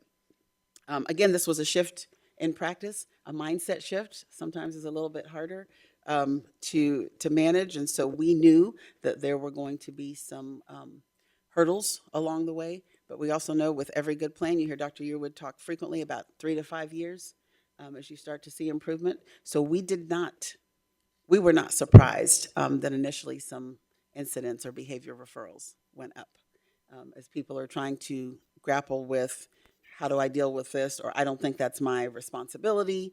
I think it needs to go to the principal, but how do I get some of that responsibility back? We also talked very frequently in those meetings about relinquishing your power. Once you send a scholar to the office, you have sort of lost control of what happens as far as the consequence as a teacher. As a teacher myself, I wrote 5 discipline referrals in 11 years. I supervised at the end of my time in Texas, there are teachers who wrote 5 a day. The difference was that I knew they had to come back to me. So what were the expectations that I needed to establish? What was the relationship I needed to have in my classroom to make that successful? So then you start on page 6 through 10, you look at the rights and responsibilities of students, what their rights are, the rights and responsibilities of parents and guardians. Again, largely modeled after some documents from Wisconsin, but we tore through, we separated into subcommittees and really tore through each and every line in this document to make sure that it was in line with Columbia and our community as well. Page 8 there talks about teachers and staff, their rights and responsibilities, school administration. On page 9, central office staff, and then the Board of Education are also addressed on page 10. And some of the things that we do, including things like courtesy, showing courtesy, respect, providing dignity to all of our stakeholders and to one another. Page 11 mentions protections for students with disability. Again, that's in more detail at the end of the document, that this is really an important piece that talks about nothing in this document replacing or substituting something that's in a student's IEP or state law. So we know that students with a disability are always entitled to the rights and protections offered to them by state and federal law as well. Before we got to this is the consequence for this specific behavior, it was important to say, how do we support positive behavior? How do we get more of what it is that we're wanting to get? So when you start on page 12 there, it looks at some of the things that we have put in place, right? We know that, I think one of my favorite quotes up there, the road to graduation starts when the kindergartner walks in the door, not during their senior year. So that's social emotional health and well-being and ongoing engagement as well. So we wanted to take a look at what are some things that we can do to support positive behavior. So you'll look at things like positive relationships, school-wide practices. What is the tone of the building? How do we set this as not just an expectation for my class or my scholars, but how do we set these building expectations? How do we use data to do that, right? So you're seeing a lot of data that building principals are presenting to you, and you heard individuals like Dr. Manier say, okay, we saw our behaviors were this, and so we brought in additional equity or restorative practices training to our building, and they've seen the results from that. On page 13, it goes a little bit into the behavior expectations of what we expect from all of our scholars and adults. Being respectful, responsible, and safe in our buildings. So how do we teach behavior? We go into that a little bit on page 13, that we have to be intentional, going back to my example about math. We can't just expect anymore that individuals will come in to an academic setting and just know the right thing to do. We have to be explicit about teaching behavior. And again, not only at the start of the school year, but regularly throughout the school year. We know we all do well with reminders, and so we know our youngest stakeholders also do well with reminders. Universals should be taught throughout the school environment, and we know that individually some students will need more instruction around structured environment, what that looks like. And that's okay. When we model, when we role play, we practice and reinforce, those are all elements of teaching those positive behaviors. You've also seen in your reports that you've gotten from the principal at day-to-days celebrating positive behavior. So again, trying to get more of what it is that we're looking for, providing positive and specific feedback. Everybody does something right once a day. And so looking for those things that are going well and then getting more of those. Page 14 is really specific in responding to behavior, because we know that we will have individuals who do not honor the behavior expectations that we have set forth. And so what we're asking is that staff respond in the moment to stop the behavior from occurring, and then provide an opportunity for the student to regain self-control. That's huge. You heard Dr. Manier also talk about students being in different mind spaces. And sometimes just a moment to take a break. As a teacher, I would find myself frequently saying, let's take a minute, and then in about 5 minutes, we need to come back together and discuss what happened. And that was a very positive experience. Again, that second paragraph is huge. When students demonstrate a pattern of behavior or more significant behaviors, it's necessary to examine the function of the behavior. Why are we doing this? If I gave you 3 days out for an infraction and you came back and did the same thing, and then now it's 5 days, and you come back and do the same thing, and boy, now it's 10 days. I'm not changing the behavior. I'm not addressing a function of the behavior. I'm just increasing the consequences, which is not changing the behavior. So we look at that. And then, of course, using that data, having our schools regularly collect that data, and then we examine that regularly here as well. Starting on page 15, we give some specific proactive classroom strategies. What are some things to do? A lot of times just that proximity, right? If someone their behavior is starting to tweak up a little bit, just moving a little bit closer to them lets them know, oh, I better get back on target here. So that active supervision, again, being intentional about building community. That restorative practices framework is 80% building community, 20% responding to harm that's occurred, but that spending time, and it doesn't have to be a ton of time. There's a continuum in restorative practices that says just those quick check-ins. On Monday morning, we know not everybody's working for the weekend. On Friday, before kids go home, doing a quick check-in to monitor what's going on with them. teaching and reteaching expectations, providing feedback and reinforcing positive behavior, learning through structured interactions. Maybe you have to set up some intentional times where you are monitoring that interaction with scholars, helping them to learn how to interact. Then we look at responding to behavior. This is huge. That first sentence there, I think, sort of got an amen from K-12 across our district. Making mistakes is a normal part of development. We should never expect more from our young people than we expect from adults. And so we have to be clear that we are modeling that when we make mistakes, that we can typically find a method through which we can repair the harm. So again, regardless of the quality of instruction, there are occasionally students who engage in behaviors that do not honor our shared expectations and require the use of response strategies to stop the behavior and provide a replacement behavior. Helping them regain self-control in a way that maintains their dignity is huge. Being intentional about maybe correcting in private and complimenting in public, type things like that. So what are some things you could do there? Reminding and redirecting, again, increasing that proximity, changing seating sometimes is just huge.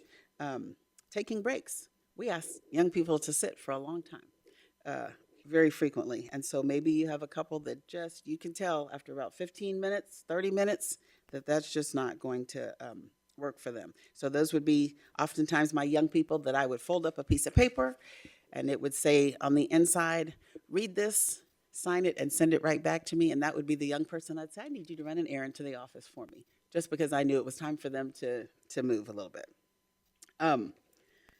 Again, logical consequences were another means of responding to student conduct. If I destroy a classroom or make a mess in a classroom, is out of school suspension the best consequence, or is having you fix that mess that you made in the classroom the logical consequence? So those are things, all of these things are things that the principals worked through together. When we move to page 17, it's really important. 17 through 24 talks about that progressive intervention and discipline. When in a progressive approach, you have the space to make mistakes because we're going to make mistakes. You have the space to learn from them. Receive support to change your behavior over time. When that behavior does not change, then we move to that next level. If there's a repetition in behavior, we look at frequency, intensity, and duration when we're talking about the next level of intervention or disciplinary action. Again, all of the interventions and disciplinary action should help students do the things that are in that box on page 17. Understand why it's unacceptable. The harm that it's caused, that's huge. That's a part of the restorative practices process. Who has been harmed by this behavior? It is so much easier to say, you need to apologize and you're out, than it is to say, who's been harmed? And what do you think needs to be done to repair that harm? We have had scholars say, oh my gosh, I'd rather be suspended than have to think through some things I need to do to fix the harm, because it's much more of a challenge. But that's how they help grow and take responsibility for their actions. And then, again, that replacement behavior, what could be done differently? We know young people know how to push one another's buttons, and we know that they live on social media. And so all night long, they're reading things that get them worked up, and they may come in mad. So what are some other things that you can do to prepare yourself? I often have parents practice a scenario with their student who, well, every time this person says something, they get mad and they're ready to engage physically. So practice at home. What are some other things that you might be able to do? Learning social strategies and skills to use in the future. We know that what we're helping to establish and accomplish right now isn't just for school.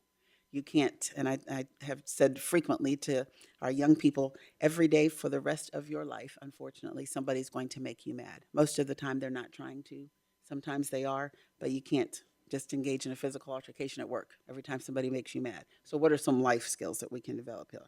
And then understand the progression of more serious consequences, because it's important for our young people to know if this continues to happen, then you will see consequences. You heard Dr. Galbraith mention the beginning of the year assembly. That was one of the things that I really was preaching heavily this year. Bring your scholars together and say, this is what our expectations are. in this building. This is how we operate here. Don't assume that everybody knows. Not everybody lives in your house, I say. So the expectations may be very different. So again, those are all through that page 17. On 18, that box is really important as well. Some of the things that we look at when we are aiming for this consistency, but also being realistic about consequences. We look at the student's age, their maturity, the understanding of the impact on their behavior, their willingness to repair the harm. I will say to you that greater than probably 95% of the time, a student is ready to fix it. And they want to come back even with their teacher and say, I shouldn't have done that. If they feel like there's space to do that, if that relationship is there. We look at their disciplinary record, the nature of any prior behavior instances, their social strategies. What is their skill level? What is the severity and scope of the behavior? What are the circumstances and context in which the behavior occurred? That's important. Many times in education, we say you'll see the second person. You'll see the responder, the person that maybe takes the swing. What happened before that? Who walked past them and said something to them that they knew was going to push their buttons? And how are we holding both individuals accountable? What was the impact on the learning environment? Was your whole classroom disrupted? Was your whole school disrupted? Those are things that we look at. And then, of course, if the student has an IEP or a 504 plan, we look at that as well. So then we got into our response levels. Response level 1, when behaviors are supported within the classroom by staff assigned to that classroom. Response level 2, maybe it's a little bit more support that's needed, an administrative support staff member. That could be a homeschool communicator, that could be a counselor, some additional individuals involved. If a behavior is assigned to 2 or more response levels, the group decided that the lowest level would be what would be tried first. And so we'll go a little bit more into the levels in a little bit, but the bottom of page 18 is huge. Progressive responses are confined to the current school year. So we don't take an 11th grader and say, grades 3, 4, and 5, you really struggled with this. So now I'm starting at a level 4. So everybody has a chance to learn from their behavior, make those corrections, and have a fresh start. You're welcome to interrupt me along the way or wait till the end when I have questions, whatever is easiest for you. I mean, the grade 3, 4, 5, then to a junior, that makes sense. I was a terrible kid when I was in 5th grade. I hope I was better in high school. I mean, how do you police that? You know, I mean, if you've got a kid who's a junior and they're a certain sort of way, I mean, roll it into senior year, it's going to be very, very, very difficult for teachers in that building and administrators in that building to forget who that child was their junior year. Right. So excellent question. They all have access to the disciplinary reports from the previous years. What we do ask them to do is take a look at what were the infractions before. Was it a similar infraction? Was it something different? Maybe your language was filthy in middle school, 6th and 7th grade, and in 8th grade, now the infraction has changed. Am I going to go back and consequence based on what your language was, or is this something new? So all of those things are taken into consideration. I'll tell you another reason why that was important, and it's in our K-5 document. So this was one of the things that was just a reality for us. If I am a kindergarten, 1st grade little boy who's out recess playing, and I don't want to stop to go use the restroom, so I find a tree. That was classified as a sexual misconduct. And if I'm in 11th grade doing that, that's a different situation, right? And so we did have to say, let's go back and look at how we are consequencing and framing items, and how would we blend that up to later years, right? You laugh, that's a reality. We were kind of shocked as well. Again, when we look at page 19, some of those response strategies, what are we doing? Have we communicated with parents? We say there in a language that they understand. We know that we have 75 languages in our school district, right? Have we had a student conference? I was surprised as a discipline hearing officer for 6 years, the number of parents that would come in and say, I haven't ever been made aware of any of these things. Sometimes that was able to be challenged, and then sometimes an administrator would say, yeah, no, I don't think we've reached out. So communicating with parents, redirecting. And when I say communicating with parents, I'm going to go back to, I think that starts at the teacher level. That's where there's an issue. A lot of times, a young person may have a good relationship with an administrator. So they go to the office, they're able to work things out there, and that's great. But where I need you to work it out is in the classroom, because that's the place that you'll be returning to, right? So what are some of the strategies there? Redirection, taking a break, in or outside of your own classroom, regulating the student inside the classroom. So maybe you have a behavior response team person. Dr. Munir also mentioned an individual that's coming in to either observe or provide additional support in the classroom. And then sometimes outside of the classroom, meaning you are moved to a different location to reset. Let's see here. I'm trying to monitor my time. Where am I, Noelle? I'm over by 5 minutes. Oh no, I could talk about this all day. Okay, so let's move to, I think it's just so important, some of the interventions that we, you'll notice that we mentioned on page 20, we have student support teams, we have a functional behavior assessment that we look at student behaviors. There's a threat assessment. If a student says they're going to do something, do they really have access to any materials? Is this something that we're just blurting out, and how can we direct that? An alcohol or other drug abuse screener, alternative programming. We have outside supports, the Bridge program, FACE, other community resources. And then how do we replace those behaviors? What are some coping strategies that we can give students? Check in and check out. We have a lot of our scholars who, first thing in the morning, we know they need to see an administrator just to say, how are you doing? Because we know that other sections of their life are extremely challenging for them.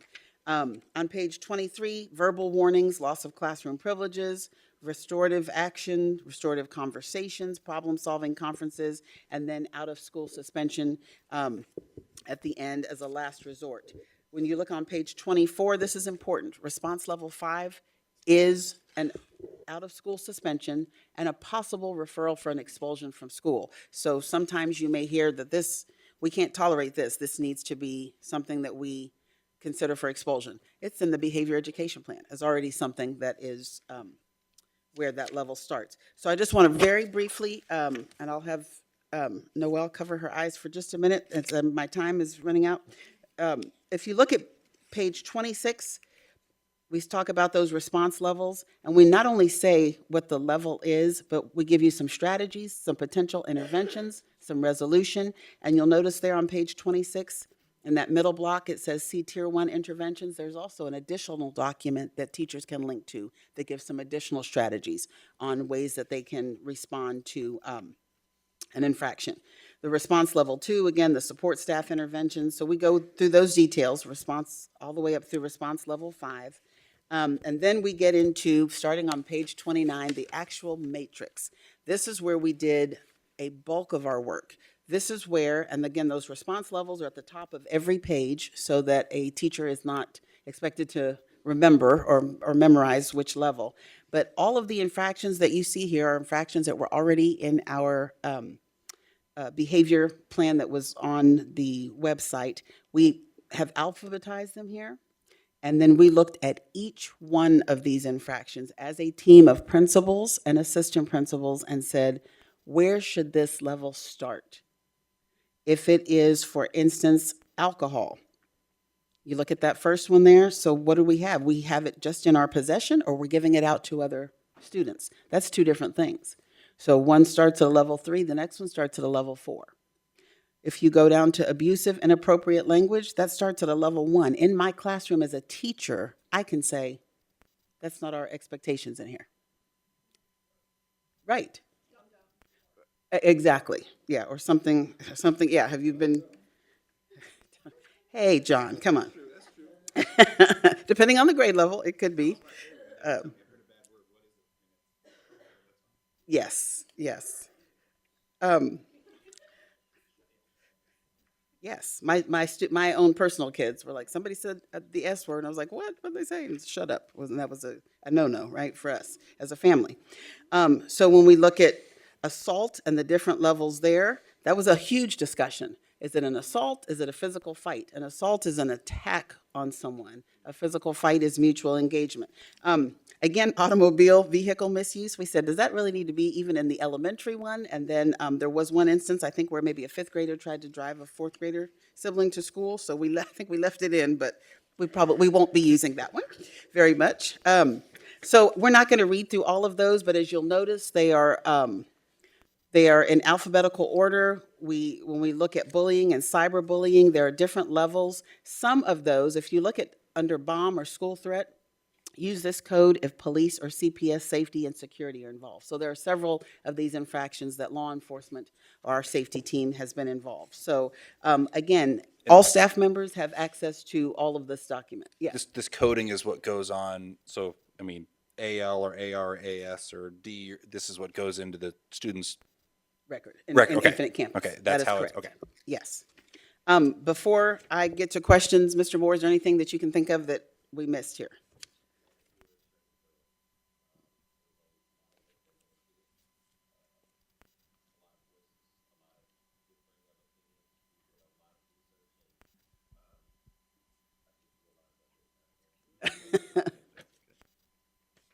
In short, there just was a lot of work that went into doing this. And so thank you, Ms. London.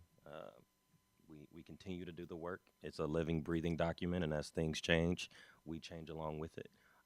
And I just think that it's important that we acknowledge that though this is a resource that is available to us, we will always be coming back and revising and revisiting, because each year we get introduced to something new. And that is what our children do to/for us. Yes. And so then we have the opportunity to then adjust accordingly. Perfect, thank you. And that's a good segue towards my ending here. At the back, you'll notice there's just a glossary of terms. What is alleged, what is imminent danger, some of the terms that are used before. By the way, our Director of Safety and Security, our previous one, was involved in the creation of this, as well as our attorneys looked through all of this documentation. I think that's important to say. And then at the end there, it does talk about, and there's an Appendix A, discipline for students with disabilities, that reiterates what I had mentioned earlier about removal and those types of things, and that the IEP would supersede the plan. So Mr. Moore mentioned something really important, that this is a living, breathing document. Our next steps is that we come back together as the original team of the creators of this document. And so we are going to say what was in here that looked good on paper, that didn't work so well in the classroom, now that we've had a chance to roll it out, and then we will revise as needed. So it continues to live. So what questions might you have at the end? Yes. One, it's a lot of work, obviously. I know I have had a chance to see it before, and I hope I expressed that before as well. I appreciate that we're trying to look at some of the underlying causes for things. I think that's really important.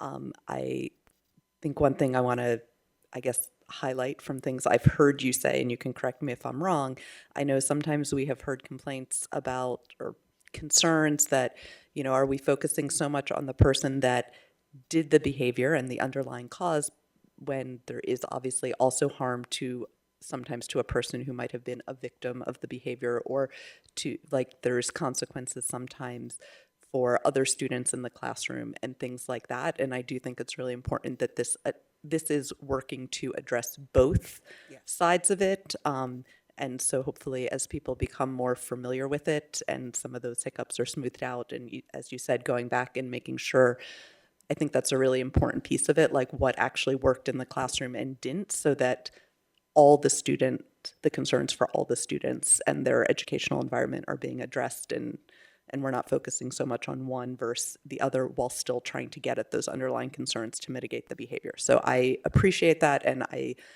know it's a lot of work, and we know there's going to be some hiccups, and so really pushing that in the training and how people do it. We did receive as a board a comment, a concern, and I just want to address it, which was on the title for it as behavior education plan, with some concerns that it might be confused with the behavior intervention plan, that these are two different things, that there might, especially when it's abbreviated all the time, that there might be confusion about what is the BEP versus a BIP, and versus a right. If And so I just, I guess I want to broach that concern. And I also just want to clarify that a student does not get a BEP, right? Like that, this Correct. is the plan versus a student might have a behavior intervention plan because of whatever their particular behaviors, but nobody gets a BEP. This is the sort of format for how we are addressing behaviors, which I think is a good distinction, right? Because no one is going to see like, oh, my child has a BEP, or if they use that terminology incorrectly, like maybe people will figure out what it is, but also just want to broach that it might be worth thinking about how it's referenced in things, either as the behavior plan or if not the behavior matrix, right, or things like that, to help avoid confusion, because I do think it can get complicated and we do tend to use a lot of initials for things, even, for people who are involved can get a little confusing. And then the only other comment I had is, I know reading through, right, it talks about, bullying is going to be addressed according to board policy. This thing is going to be addressed according to board policy. And I went in to try to like find those policies, and you can find them, but if someone wants to take the time to maybe designate which those policies are, I think that would be really helpful, both for administrators and board members and anyone else who's trying to use the plan. If a teacher's trying to figure it out and it says like, this is going to be addressed according to board policy about bullying, being able, especially on an electronic version, to link it to the policy lets that teacher or administrator see very clearly and very quickly without them having to go search it up. Here are the things that have to happen when someone reports bullying, right? Or, for example, and I think that might be really helpful and help alleviate maybe some confusion. And I know at least a concern that was broached in the past by teachers with the implementation was sort of I can't take the time right in the middle of this to figure out what it is I'm supposed to be doing. And so things we can do to smooth that process out, I think, might be helpful in terms of having it implemented with fidelity and having it actually do the job it's supposed to do. Yes, thank you for that. And we Thank you for your work we also. asked principals to spend time at every principals meeting to go through a little bit of this, because really sections 1 and 2 will be the ones that will apply to teachers the most. But then my team is also working to put together some things that will help them help their teachers. So thank you for that feedback. I would add in also, I think anywhere possible that we can put in where this relates back to the CSIP is important. And I think, what is it? Goal 2 is to decrease out-of-school suspensions, et cetera, by 50%.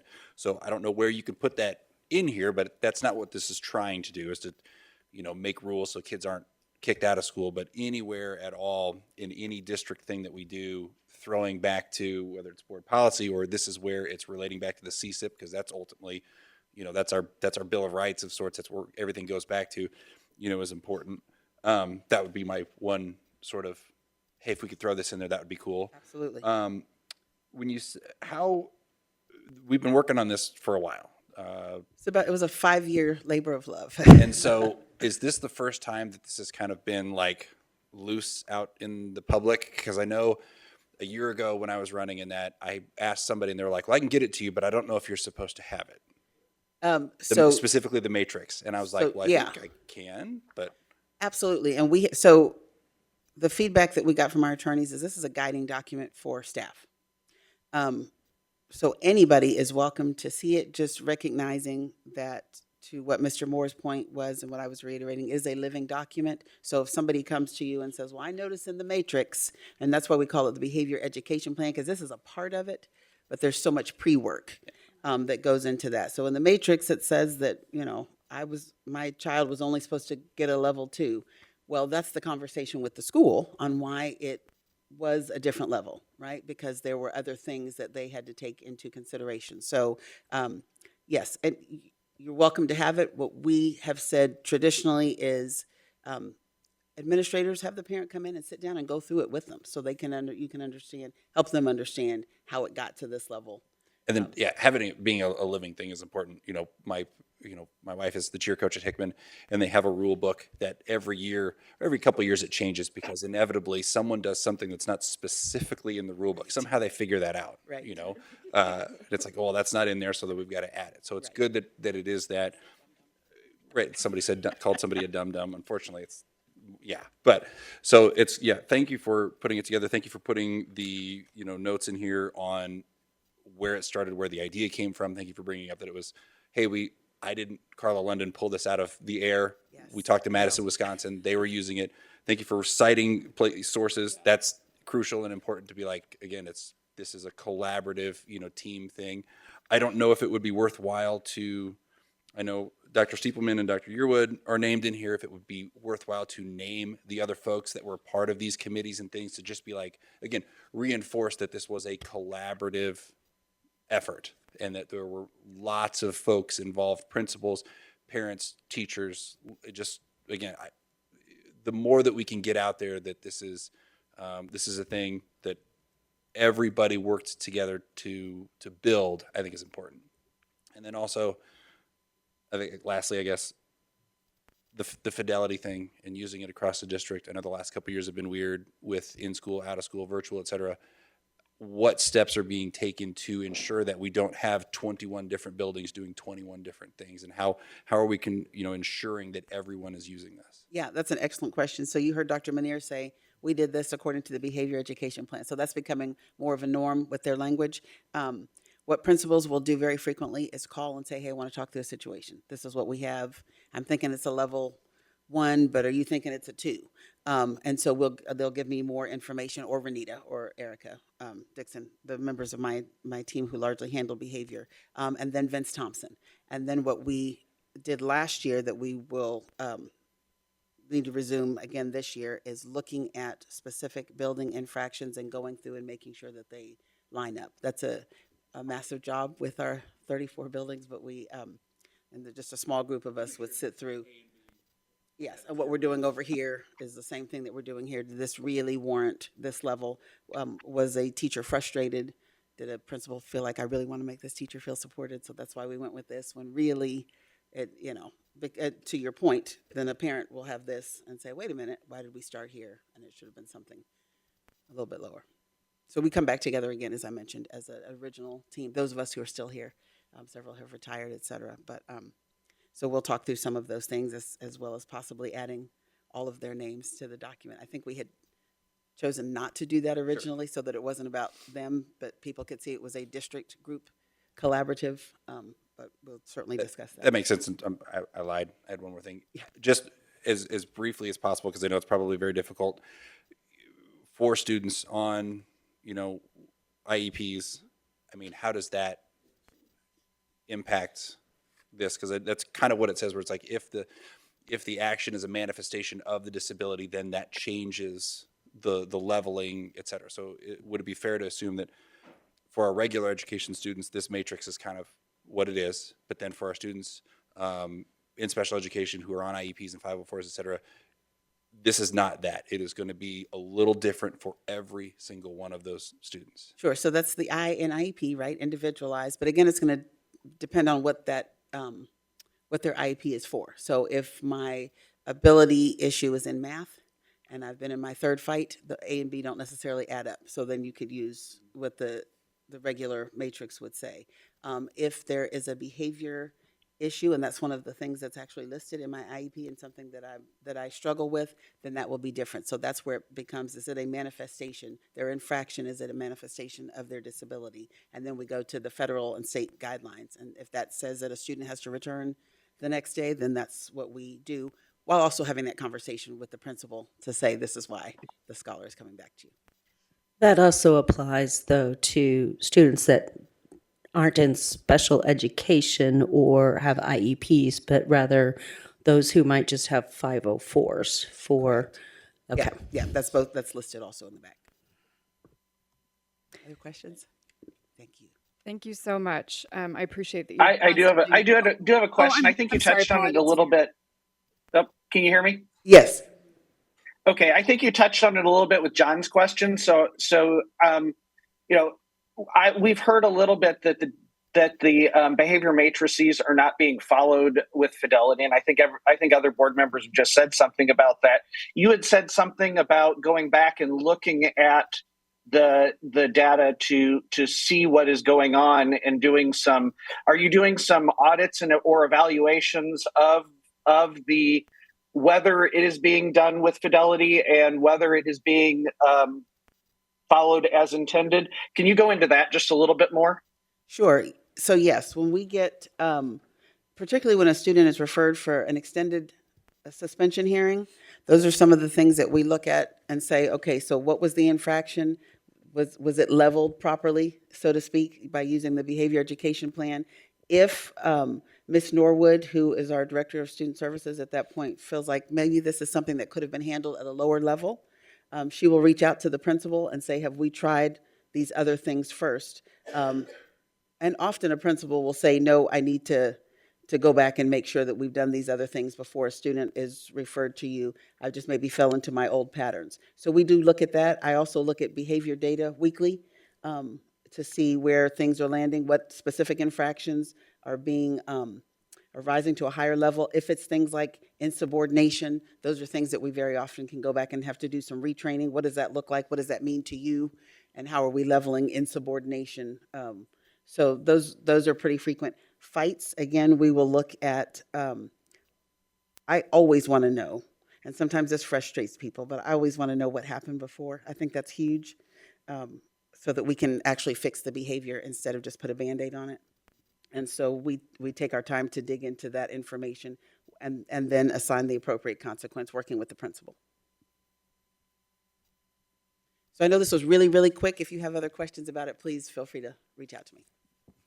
Thank you so much. I appreciate that you are that you put so much work into this, that you're constantly calibrating, how it functions and getting feedback on it and working on it. That's like the perfect plan, is one that you constantly revise. And thank you. We will move on to the community perception survey information. Ms. Baumstark.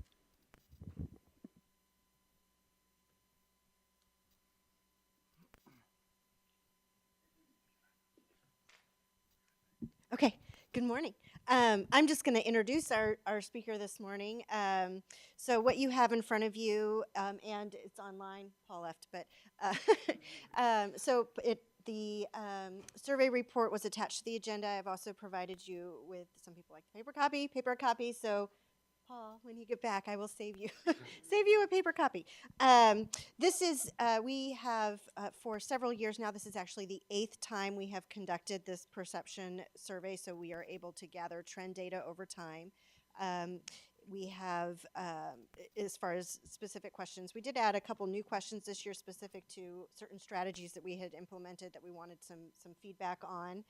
We use the survey to inform our communications planning. We use it to inform what we're doing through CSIP, to set goals for ourselves, to help us determine budgetary expenditures, all those kinds of things. So it's a really important piece of data for us in our department especially.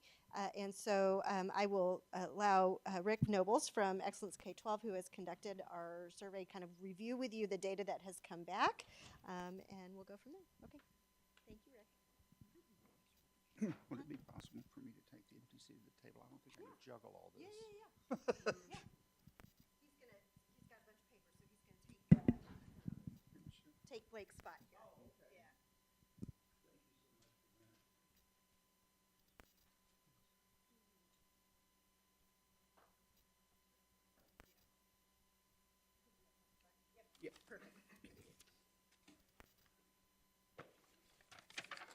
Okay, thank you so much for having me this morning. It's always good to come to Columbia.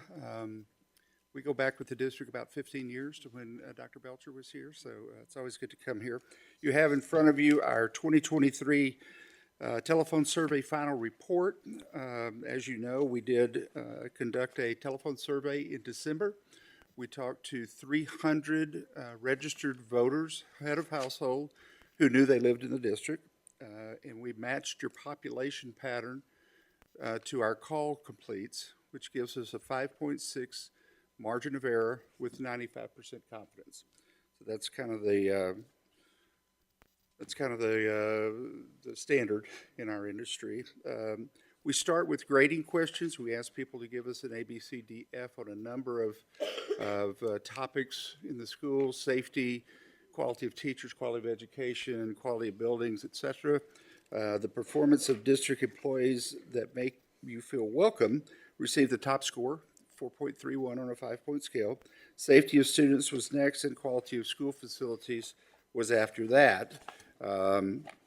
Patrons were complimentary about curriculum and academics, and quite a few things. If I was to compare your numbers to similar school districts in the Midwest, they would be higher than what we normally see, and higher than what we normally see in Missouri. I'm going to now take you through the 9 findings that we have. If you will turn to page 3. Finding number 1, survey participants continue to show strong support for the district, giving 14 of 18 factors plus the overall performance high marks. And the following pages are all of the individual questions, but if you'll skip forward to page 10, we have a list of that in a table. Crosstabs are on the next page, and you can study those on your own if you will. Otherwise, I'll be here all day talking about crosstabs. Some of the grading questions that I tend to look after or tend to look at: performance of district teachers, 4.15. Performance of principals and administration, 3.99. Overall grade, 3.97 is very good. And then quality of education, 3.97 as well. And then if you will skip forward to page... I just have a quick question. Yes. From 2012, 13, 15, 17, 19, and then 23, were the questions worded the same? Exactly. Or were we... Okay, they were the exact same. Okay. Yeah. And I would just point out that we live in a different world than we lived in pre-COVID. So it tends to skew longitudinal data sometimes. So if you will turn to page 13, I think it is, 12. Page 12, we asked 2 open-ended questions in the survey. What are the strengths of the district and what needs to be improved? Don't know, top the list of district strengths. Other top items were provides a good education, strong curriculum, caring staff and teachers, suggested improvements, continue higher quality teachers, managing budget and spending. And then if you will jump over to 14, we see the results for where could the district improve. Don't know was also the first answer there, followed by, excuse me, followed by fine as is. They are the experts. Skipping ahead to page 16, I have some. Finding number 3, more than 3/4 of the survey participants are aware of and understand the district's brand, which is a good thing. Page 17, finding 4, quarterly connection continues to be an important communication vehicle for the district. If you look there, you find that more than half the respondents consider themselves regular readers, which is amazing. That's a very good number. That's why we haven't gotten rid of it. Those are really good numbers. The crosstabs show that the older residents, those with the most time in the district, were the most frequent readers of the newsletter, and that's the group that is so hard to reach other than the newsletter. You know, you're not going to reach them on social media so much. Then if you would jump forward to page 20, finding number 5. While visits to the website continue to be modest, most of the respondents found that it was very easy to navigate. We have a number of people who visit once a month, 31%, which is a very high number. Well, I have school districts in the single digits in terms of that. Never have visited the district website. Decrease from 34%, decreased by 8%. So you're doing as good a job as could be expected with your website. If you will, flip forward to page 23, finding number 6. Columbia Schools television continue to have limited viewers, and those who watch every day frequently or sometimes have very few or no suggestions for programming. I don't think this is a surprise to Michelle or anyone else. We've been down this road before. I think it's great that you have it for people who wouldn't otherwise be able to attend a board meeting or what have you. But it's not going to be a high-use vehicle anytime in the near future, I don't believe. Skip over to page 25. Safety and security is of more interest than in the past. Information about district finances and budget continues to be less newsworthy, which I find sort of astounding that nobody cares about the money you're spending, because that's usually a fairly hot topic in other districts. Safety and security used to be a middle-of-the-road type of a thing. It has become number one in most districts today, worrying about school shootings and those types of things. Page 27, if you will.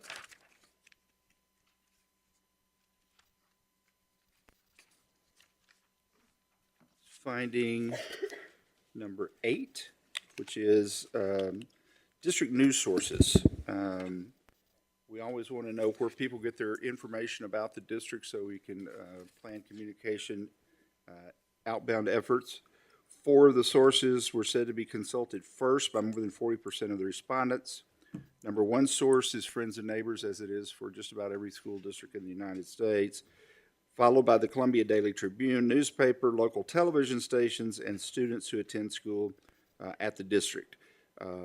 Ideally, you would want to see another district led communications vehicle in the top 4 there to replace one of those, but it is what it is, and Columbia is its own market when it comes to that. College towns are often their own market when it comes to that. You can see on page 28 how those all came in. If you look at the longitudinal data on that, there's some kind of quirky things that you can blame on COVID and other extenuating circumstances. But this is good data for Michelle to have to know how to plan her communication strategies. If you'll skip over to 29, we have finding number 9. Nearly all survey participants feel well informed and know where to turn for district information, and that is the more important question than finding number 8. Where do you get your information? To know that people know where to turn to for district information. 91% said that the school district keeps them well informed. Even more residents, 96%, feel this way, knowing who to ask or how to find the information if they had a question. So outstanding results there. The next few pages are the demographics, and there are crosstabs throughout the report that you can go through to look at people who lived here less than 2 years, 2 years to 5, etc., respondent ages, respondent gender. So you can kind of parse the data, if you will, ad infinitum. So overall results, once again, providing a high-quality education for the district factors scored below 3.79. However, some of these factors have been negatively impacted by events of the last few years. Nearly 1/4 of the district, and these are some areas to concentrate on an improvement. Nearly 1/4 of the group could not provide a strength of the district. So when you ask for district strengths and you get not know or don't know, that's one where you want to try and find out how to focus your communications on a single thing. It's interesting that people say they understand the brand, but they can't name a single strength of the district. There's some weird dichotomy there. Continue to hire quality teachers, and know that where your communication sources are that people turn to. So I went through that very fast, 32 pages in 0 minutes. I will try to answer any questions that you have. I don't know that it's a specific question, but I'm shocked that on page 26, that talks about the topics that people are personally interested in hearing about, that only 41% people said test scores and academic achievements. And I think that's part of the problem. People don't want to hear about it. They are not used to hearing about it. They're like, blah, blah, blah, blah. What's, what are we having a new building? More people get riled up about a boundary change or whether or not we're masking than can kids read. And so I think that narrative needs to change. We need to be talking about but people like the personal success stories. So if we can talk about a student that made 3 years of growth in 1 year of time in math or something like that, But I'm so glad you're asking those specific questions, because it also, I'm looking at what is people's perception of the board? Well, it's pretty stagnant. I would like to see that go from 78% positive to 95% positive. Sure. And why? Why is their perception of the board the same? Is it that they're, nothing really horrible has happened, so it's they're fine. Yeah. So thank you for the in-depth work, and communications team, well done. And I would just add one quick footnote. Brand impressions last forever almost. So when you look at people's impression of the board today, it's also echoing back 20 or 30 years, people's impression of the board. So don't take that too personal. Don't wreck it. Also. Yeah. That's what I take out of that is, we got to maintain. Yes. We do have a reputation for excellence, and we are the district of record in this town and always will be. What are we going to do with that legacy? How are we going to protect the respect that we have earned over the last 150 years? Sure. So I take that very seriously, and making sure that we're providing for the longevity of the district forever. Yes. I just want to say I'm glad that the survey looked at a variety of individuals. You had Black individuals, Hispanics, you had somebody who was non-binary. I think the next piece would be to look for those people who are biracial, to really do a push out so that we have more information. But I do appreciate having that variety in the survey. Thank you. Yeah, it's a lot of good stuff. It's not surprising to see, that since, where was it?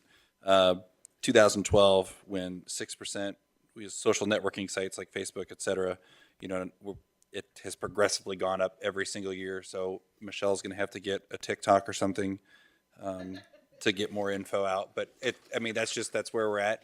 There's going to be more ways to get information like that out. A question that I had, and it was kind of answered at the beginning, but 300 people. Mm-hmm. How many phone calls did it take to get to 300 people that answered all of the questions? And is 300 people really enough to get a good grasp on where the district is at in a town of 100,000+ people? Yeah, we had to make about 1,800 phone calls to get 3 people to agree to do the survey. We didn't have anybody drop out in the middle because we try to keep the surveys fast. Random digit dial, when you match population patterns, has been going on for about 75 years. I've never understood how it works, but I know that it does. It's the same methodology that Gallup and Pew and those kinds of folks use on a national basis. Point of reference, when Gallup does a national poll on presidential elections, they talk to 1,050 people. So 300 sounds like a very small number, but it's right for the size community. Theoretically, as long as you're getting, and you look, from the 4 quadrants of town, you got an equal number of respondents, in each, which was probably difficult to do. It was probably easy in some One parts reason of town. we have to make so many calls. Right. And so people live in the right place. I think that's important to note, because I think just kind of across the board, when you see a district of 20,000 students and 3,000 employees in a town of 120,000 people, 300 people are what gave us this information. And but they represent the entire town. Number-wise, demographic, yeah. Yeah, we were really intentional. We have been, since we started this process, about making sure that each quadrant of our district was represented and that we had a sampling from each demographic. That was something that was really important to us. So. Do we always get plan to get 300 responses? Has that been the standard? That has been the standard. I think if you went back to some of the early ones, we did 400. Yeah, early on, Yeah, 12, maybe even before 12. A long time You ago, guys- we did we've done this- 400. One of the superintendents wanted a smaller margin of error. 400 completes gives you a 4.9% margin of error as opposed to a 5.6 margin of error. So that's good. It's also about $4,000 more to get less than one, this 1 point there. So then what do we do with this now? Yeah. So we obviously we have trend data, so we look at where we are. It allows us to inform what we've been working on with our strategic plans, with our CSIP, but also with our district communications strategic plan. It helps us inform like our budget decision making, and then what new strategies we might look at, what strategies we might abandon, so that we can be efficient with what we are doing within our department. It gives us our drive and our direction for the next several years. So, and then we, part of any good communication planning is the evaluation piece of it. And so that's this part of it. And so it allows us to determine what works, what doesn't work, if there are nuances that we need to be looking at. To your point, your question about being stagnant and what do you do there, and the don't knows. Okay. So we have obviously some internal discussions that we'll be having, like how do we get at the don't know? How do we get at moving any of our publications up into that top 4? What shifted? I mean, we know a big piece of it that shifted was we just came out of a global pandemic, which frankly, in some of these areas, I thought we would be lower. And so I was pleasantly surprised that we have maintained, if not improved in some areas. So that was a genuine concern of like, where are we gonna land? And we did okay. We really did. And so I think it's just in anything you do, you always want to get better. And so we'll take this information and use it to help it build a better plan. Yeah. And if I may add, Michelle and her team have been working on our district communication plan. The data that comes in will cause this to be revised, and we're working on that right now. As you said, this survey is done every 2 years. So now that we have the data, then we go to work and be able to revise what we're doing and be able to put this out. So this is in draft form. Thank you so much. Thank you for We'll see having you me. in Appreciate it. 2026. Yes, you will. All right, that concludes our presentations. We have one item. We will not be voting on this. This is just a consideration of the student transportation services bid. It's attached to the agenda. Mr. Gooch, do you want to discuss this at all?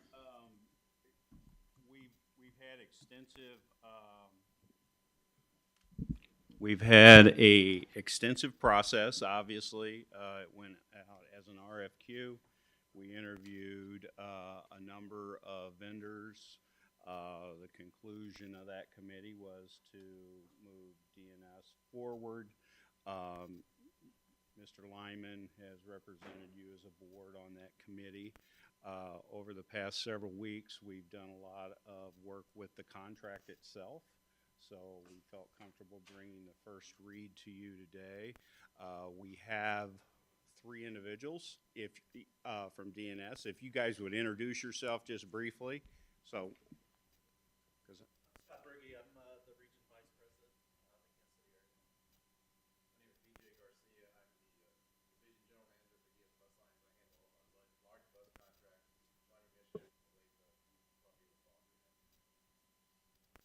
Good morning. I'm Justin Greigel. I'm the vice president of commercial development, and I assist the team to coordinate connections, relationships, and construction partnerships. So we're excited to be here and opportunity. So, when we entered this process, we gotten some feedback from you all. I'm kind of going to invite Mr. Lyman to kind of talk about his perspective from a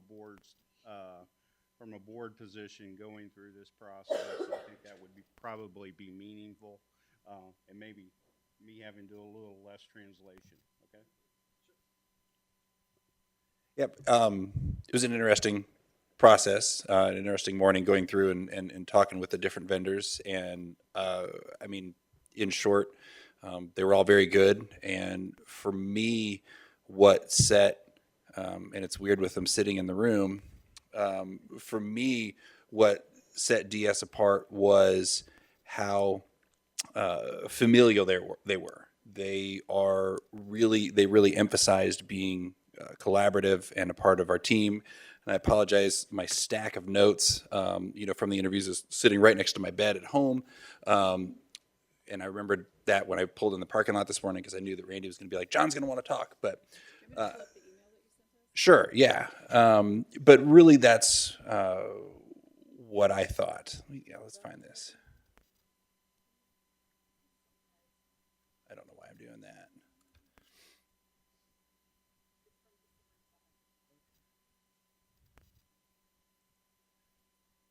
Oh yeah, there it is. So,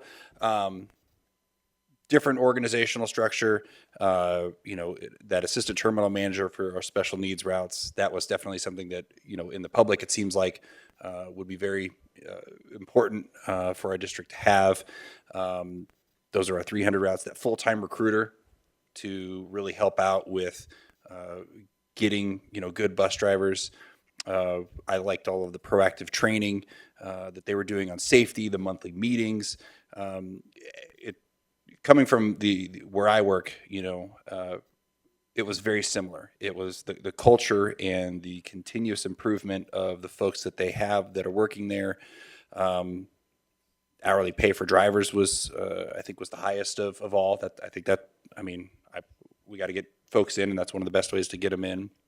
The question that I asked was, of our district's values, yeah, there was the word.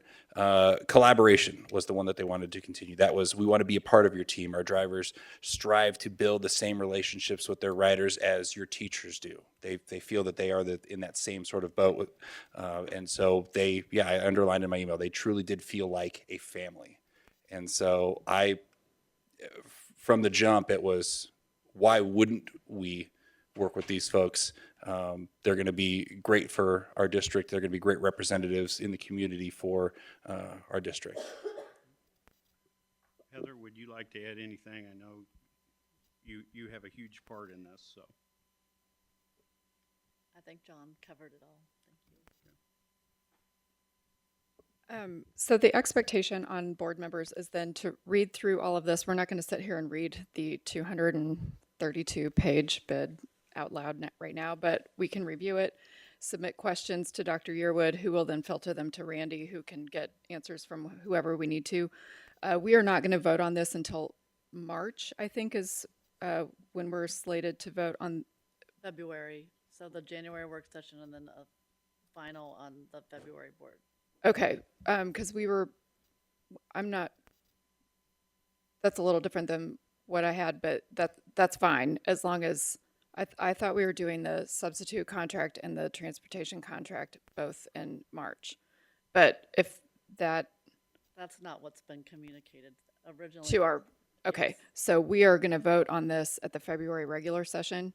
All right, so we got some weekend reading to do now. And then we'll need to get questions in early enough to get answers back, if there are any.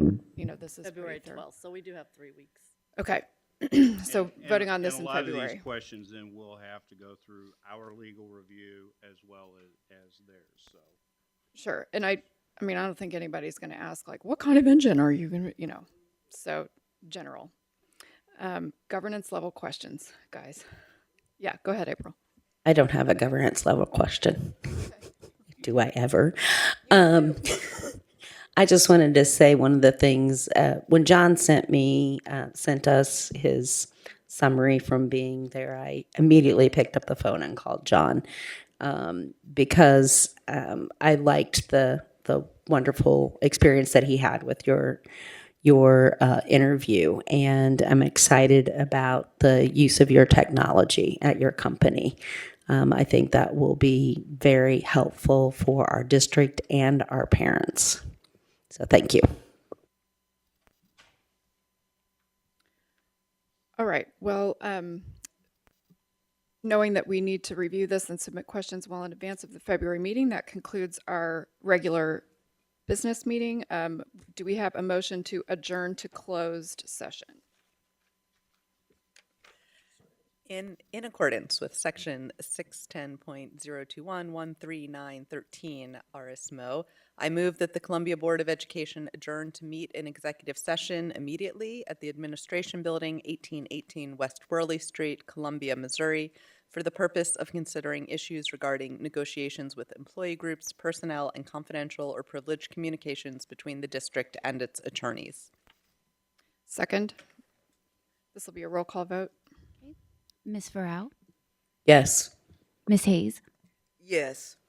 Mr. Harper? Yes. Mr. Lyman? Yes. Ms. Snodgrass?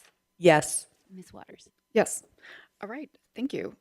For this, we're going to just do the board and our attorneys first, and then we'll, because Ms. Snodgrass has to leave at 10:30. And then we'll do. Okay. He's been waiting. Okay. I'll have to communicate with the attorney real quick that we're changing the agenda.